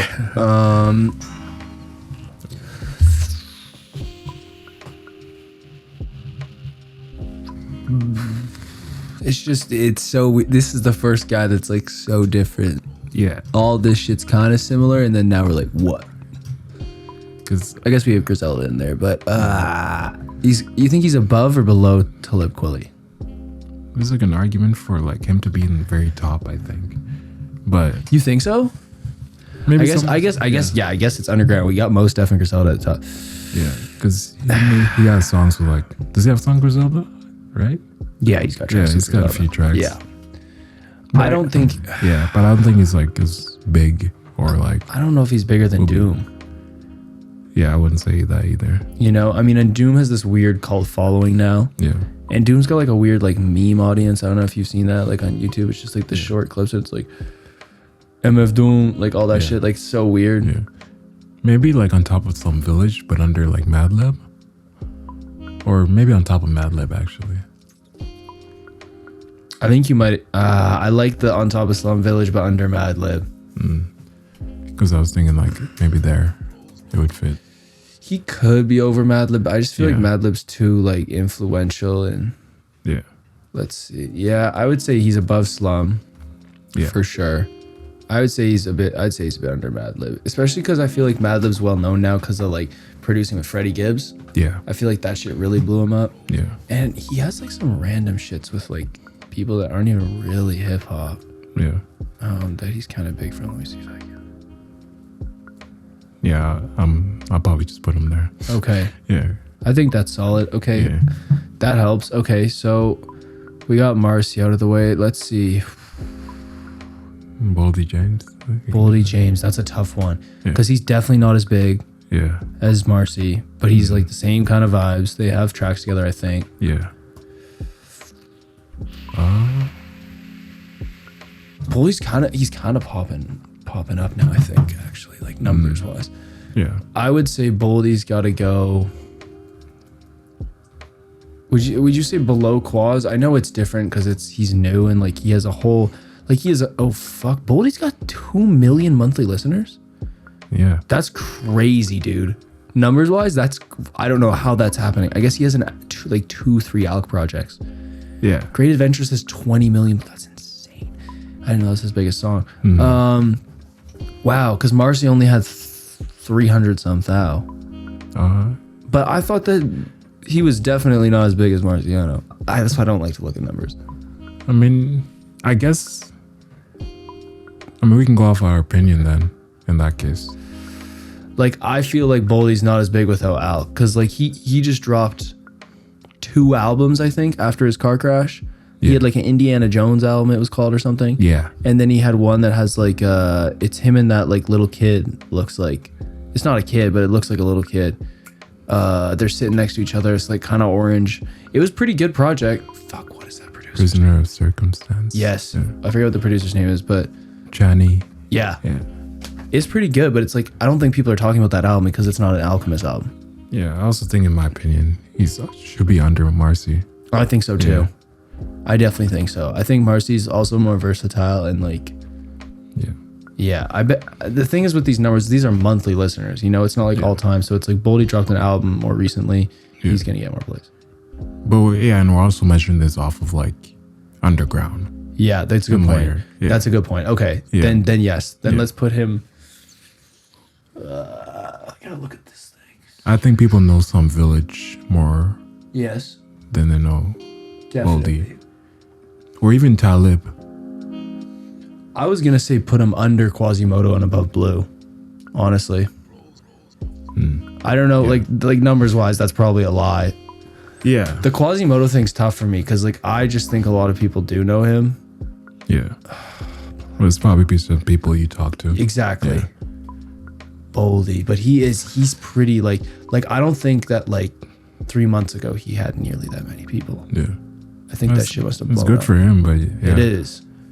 We're measuring like underground. I think he should be under Blue. I think under Blue. Yeah. Yeah, you actually. I think you're probably right on that. Yeah. Cause like I think a good way of seeing too who likes people is like you see like where they're touring kind of thing. Yeah. And I've been trying to see Boldy again since he came to Calgary. Yeah. And like he does very small venues. Yeah. I feel like Blue is more like a larger audience could appreciate him. Yeah. He's like that similar to like Quasimodo and Blue. But No. I'll say he's, in terms of like underground, he's definitely lower. Yeah, because like him and Marcy kind of have a similar flow. It's like the left-handed da da da da da da da da. Yeah. And then you know, and I don't think he's as big as Marcy. Yeah. Okay, I like that. We'll do that. But shout out Boldy. Go listen to Boldy James. He's dope. I fucking love him. He always does that thing where he just like flips the words around the sentence. He's like, Yeah. you do what you do to get paid. I do what I get paid to do. Yeah. It's like, he's really not saying a whole lot, but that's so hard. He does that a lot. It's pretty sick. Yeah. 227s. I love him. Yeah. Got some Village. Can we call Griselda then just like the 3 of them? Like Gunn, Conway, and okay. I guess that technically is Griselda. For like the sake of this. I guess I'm thinking GXFR is like their whole like record label. Yeah, But yeah, because I think those 3 guys, like they're pretty big. Yeah. They're not underground really. Yeah. And more in like the newer. Like yeah, and like Conway, I feel like is the least known out of the 3 of them for sure. Ooh, we can go Mock Homie. But I love Makami, bro. Shout out Haiti. I think in layers, I think this is easy. You think so? Say, layers 6. Yeah, who do we got? No one. It's just. Do you think he's the very bottom? Yeah. in this case. Yeah, honestly, yeah, no, you're probably right. Yeah, that's fair. Yeah. He's not on the list because we would have way too many, and we'd have way too many like Griselda affiliates. But what do you think about like SD Knock? You ever listen to him? He dropped an album recently. He's this like yeah. He's pretty good. He's a Dominican dude. He's like really hype. I don't know. Anyway. Yeah. I don't think I've listened to him now. He's pretty good. He's like really not well known, but yeah. Okay. So we got that. Okay, what do you think about Yod then? Your old Droog. Ooh. Because to me, him and like I was gonna say him and Makami are like similar, but then I was like, no, he's bigger. I think, but I don't know. Like, I would say he's right around. I would say he's, he's either in the same group as Makami, or he's above Makami but below Boldy. I think. Droog. This is. Are his numbers like crazy? Nah. I think. Oh, his numbers are not crazy. Okay. Just like my experience with listening to Droog, he's somewhere in the same tier as Malcolm. Yeah, that's what I'm thinking too. Yeah. Because I think like they'll know like even though Droog has been longer than Boldy, like been in the game and shit. Yeah. I'd say like he's just under. He should be under like Boldy. Yeah. Okay. Yeah. And maybe either on top or under Malcolm. Okay. Because they're similar. They're on a similar wavelength, I think. Yeah. Yeah. In this case, I'll probably say he's on top. Yeah, I agree. Yeah. I agree. Okay. Are you deleting these names? Because I just have the text message. I'm just picking them out. No, I'm not deleting them. I'm putting a little tag when you talk about it. Okay, perfect. Yeah. Fuck, now it's going to get hard because we actually do have some more big name guys. Oh my God, this is going to get crazy. Okay, what do you think about Czar? Czarface, oof. Yeah, I want to get that one out of there because I feel like that's a tough one. I mean, the style of their music is very like new age electronic music, you know? Just that beat is like a mix of like electronic music and like super synths and just like mixed with like old school, true. You know? Yeah, like the production style is kind of old school, but you're definitely right. Like the instruments, maybe it's sample choice, I guess, is kind of, and it's very like comic book. Yes, that's like the whole thing. Even like the intros on that what's the collab project they have with Doom? With Doom? Like the heroes and villain. All the superheroes gathered together, you know? Starface meets Metalface. Yeah. It's a whole thing, the comic book. The album's really good too. It is really good. They had that at the poster fair at the uni. Yeah. It sold out so fucking quick. Because Starface has like that Wu-Tang tags and the Doom tags. And that kind of like gives them a little bump. That's so true. That's so true. Because they have one with Ghostface. Inspector Deck is a part of them. Yep. And they have that one with Doom. 2 albums with Doom. Dude, Ghost does a lot of shit, actually. He like records on shit. Ghost is everywhere. He is everywhere. Yeah. You hear that Bad Bad Not Good album he did? Crazy. That's one of my favorite. I think Gage showed me that. Yeah. And that was great. I love that album. That's a crazy project. Man. Yeah. It's super live, like very... It's basically like presenting it live. Yeah, it's like it's just a jazz band that had like a vocalist that happened to be Ghostface Killah. Yeah. Okay. Czarface. Fuck. He's definitely like around Talib Najabe. Yeah, because Czar isn't like that well known. Yeah, the name itself is not known, I think. But like you said, because of the Wu-Tang and the MF Doom connections. Yeah. Who's below Talib? Talib is what's it called? Quasi Blue James, Boldy James. Would you put it between Quasi and Talib, or would you put it below Quasi, or would you put it above? I don't think I put it above Talib Kweli. No. Ooh, maybe. And I don't think I would either. I would say He's definitely under Talib Yeah. and on top of Quasimodo. Quasi, I think that's Yeah. fair. Yeah, I think that's fair.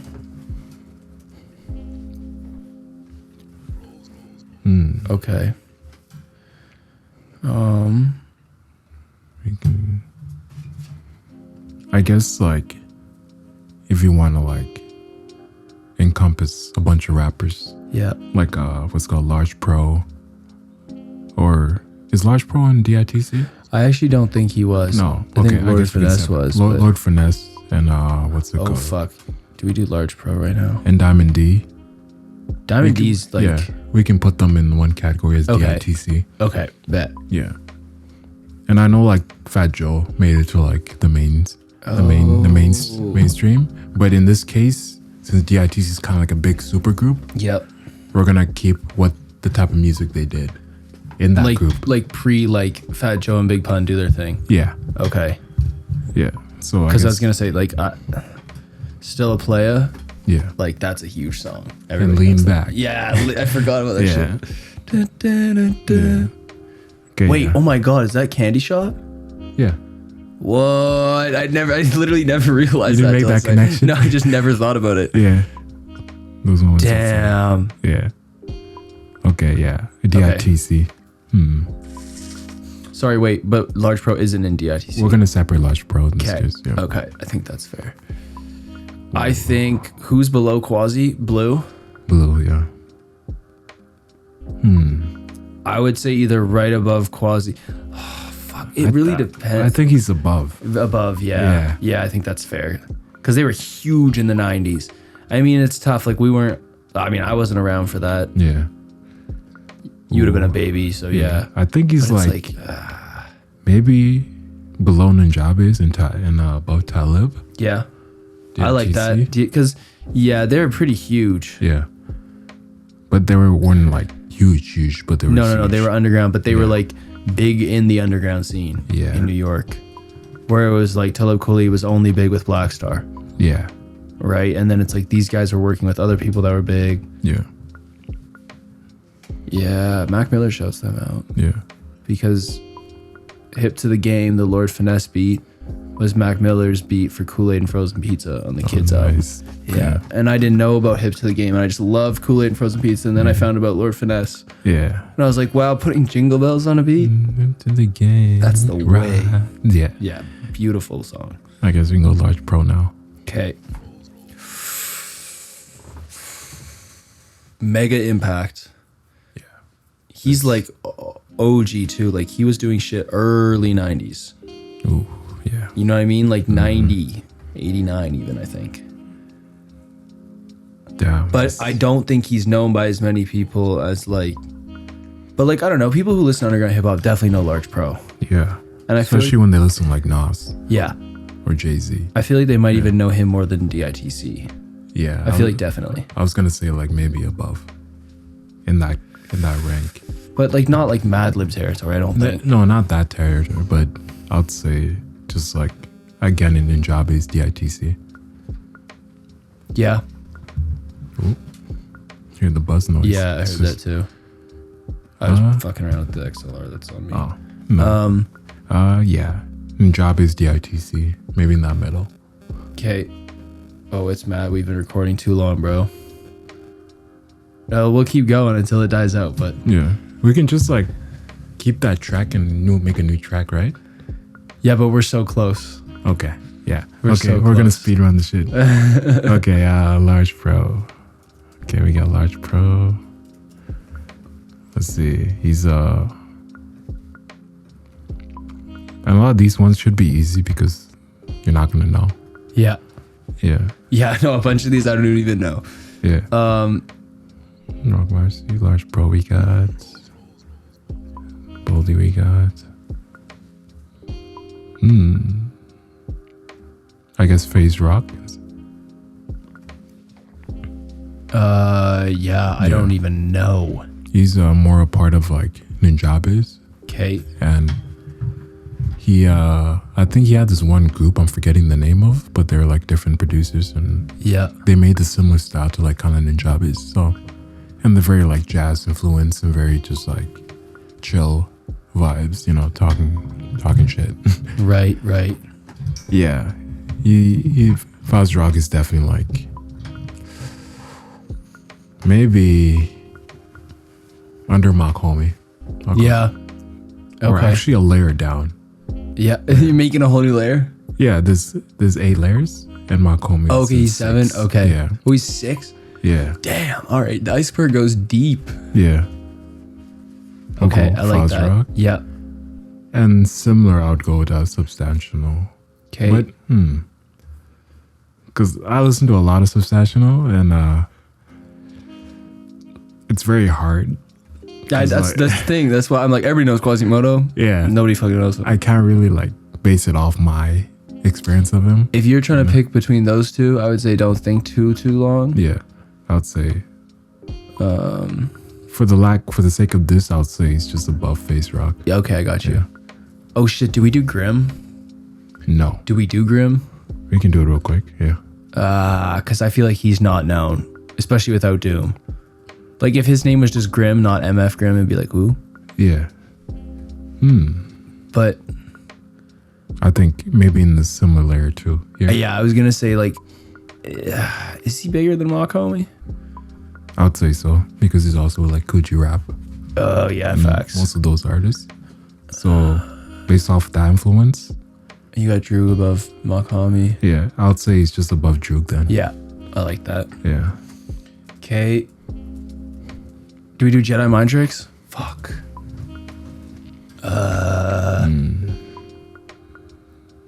Maybe they're down. Their few layers down, definitely. Because the most casual is not gonna know Jedi No. Mind Trick. No. Maybe not layer 8, but 7. Just above all these other guys. Okay.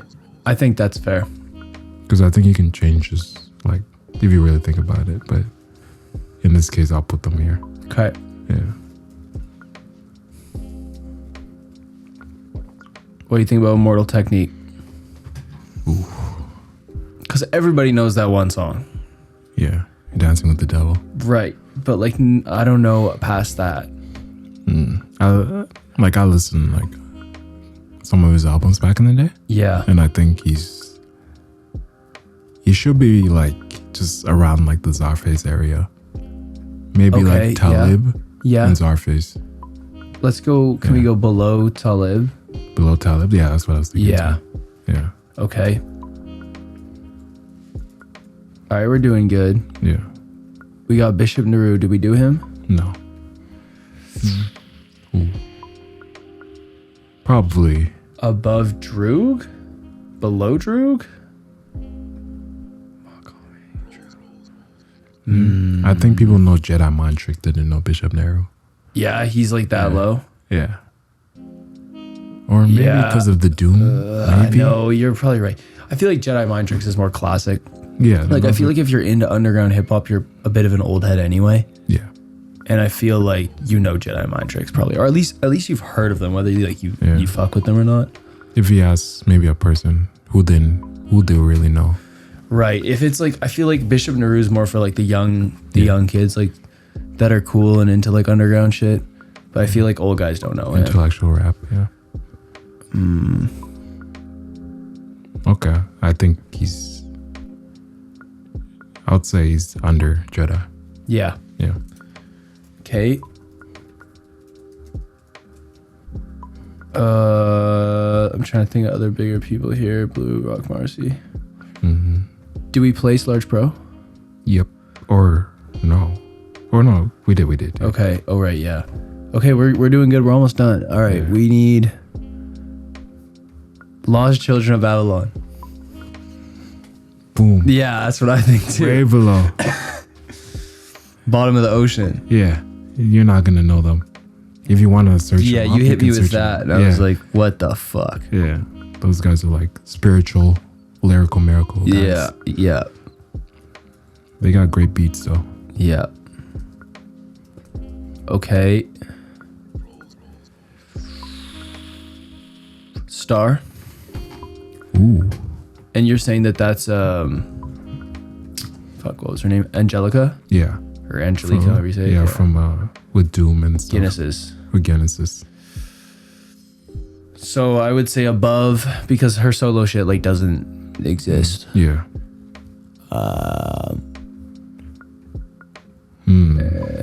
So above the Babylon guys, Lost Children Babylon, but like, is she above anybody else? Maybe. Who's above? Substantial. Oh, okay. Bishop Nehru. Or she's actually, I think she's like right here, like under Substantial, Okay. but above Phase Rock. Okay. Yeah. That sounds good.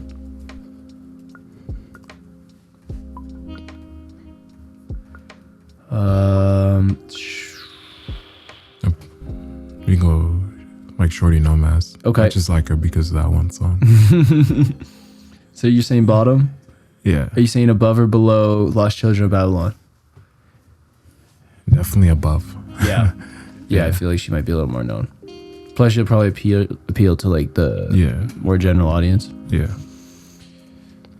Okay, what about Emmani B. Fly? Emmani B. Emmani B. Fly. Ooh. She's definitely above Star, Yeah. but under Substantial. Okay. Or maybe above. There's an argument for either or. Huh.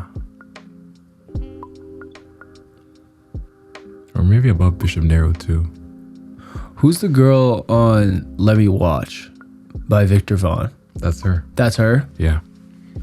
Put her above Substantial. Yeah. Yeah. I was thinking. Yeah.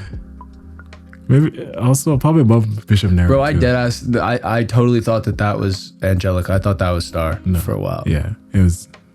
Yeah, their voices are very different too. Yeah, I can go. Maybe I'll go under Bishop Nehru then. I think that's fair. Yeah. I think that's fair. Emmani B. Okay. Oh shit, we're almost there. Oh, we got Showbiz and AG. They're a part of DITC. Oh, okay, fuck Yeah. right, thank God. I was like, we gotta. We got this. Do we get everybody?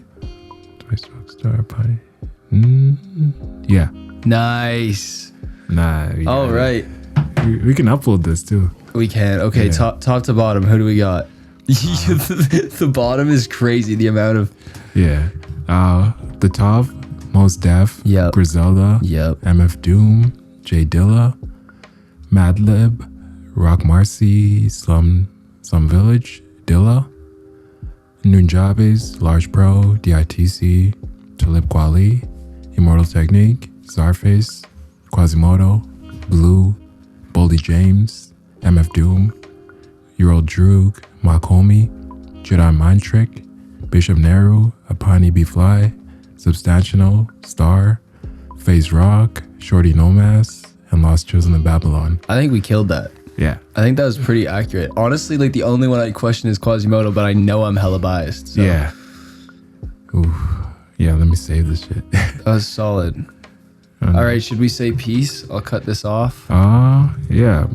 You know, this is like our first This episode is very 0. demo. Yeah. Next time we'll have Better production. Just maybe a video, yeah. Maybe a video. I don't know. better setup, Yeah. ready to go. Yeah. And it'll probably be much shorter too. Yeah, We'll just see. that was good though. We had a good solid topic, Nah, it was good, you know? branched off. Yeah. And I guess we can plug the shits. Yeah, Yeah. plug the shits. Okay, you got anything new coming out right now soon? Yeah, I got an album or like like a beat tape coming out soon. I'm just waiting for like the art and like the mastered like mix. So, and then it should be coming out before like September. So, Oh, hype! Very soon. So that'll be pretty sick. And you know, you can follow me on Emmani Freeze on Instagram and SoundCloud. Yeah. Let's go. That's hype. I actually didn't know it was coming out that soon. Yeah. I got probably a couple more singles dropping, and then me and Sam /Uncle Sam will be dropping our collab project probably middle of September. Yeah, that's Chevynoise on everywhere, Instagram, Spotify. I gotta make the Instagram public. Yeah. I gotta figure that out still. But yeah, that's kind of it. I gotta start doing more of my own shit. Drumming with Chrome Harvest. That album's coming out late September, I think. Yeah. That'll be cool. But I'm not gonna plug that because that's not even me. Yeah. But go listen to it. Nice. Yeah, that's it for now. We got something coming eventually. Yeah. We got to do more stuff, but we made one beat one day and it was good. So It was pretty sick. yeah, We'll there'll get be more in the where that come future. from. Yeah. And more episodes, you know. Yes, Hopefully we can do this weekly. yes. Yes. That's the goal. Monday, Yeah. we'll see. Monday night though, that could work. Yeah. Monday night, We do the recording. weekly. We get so good too quick. Yeah. All right, that's it. That's it on the podcast, you know. Peace. Peace out.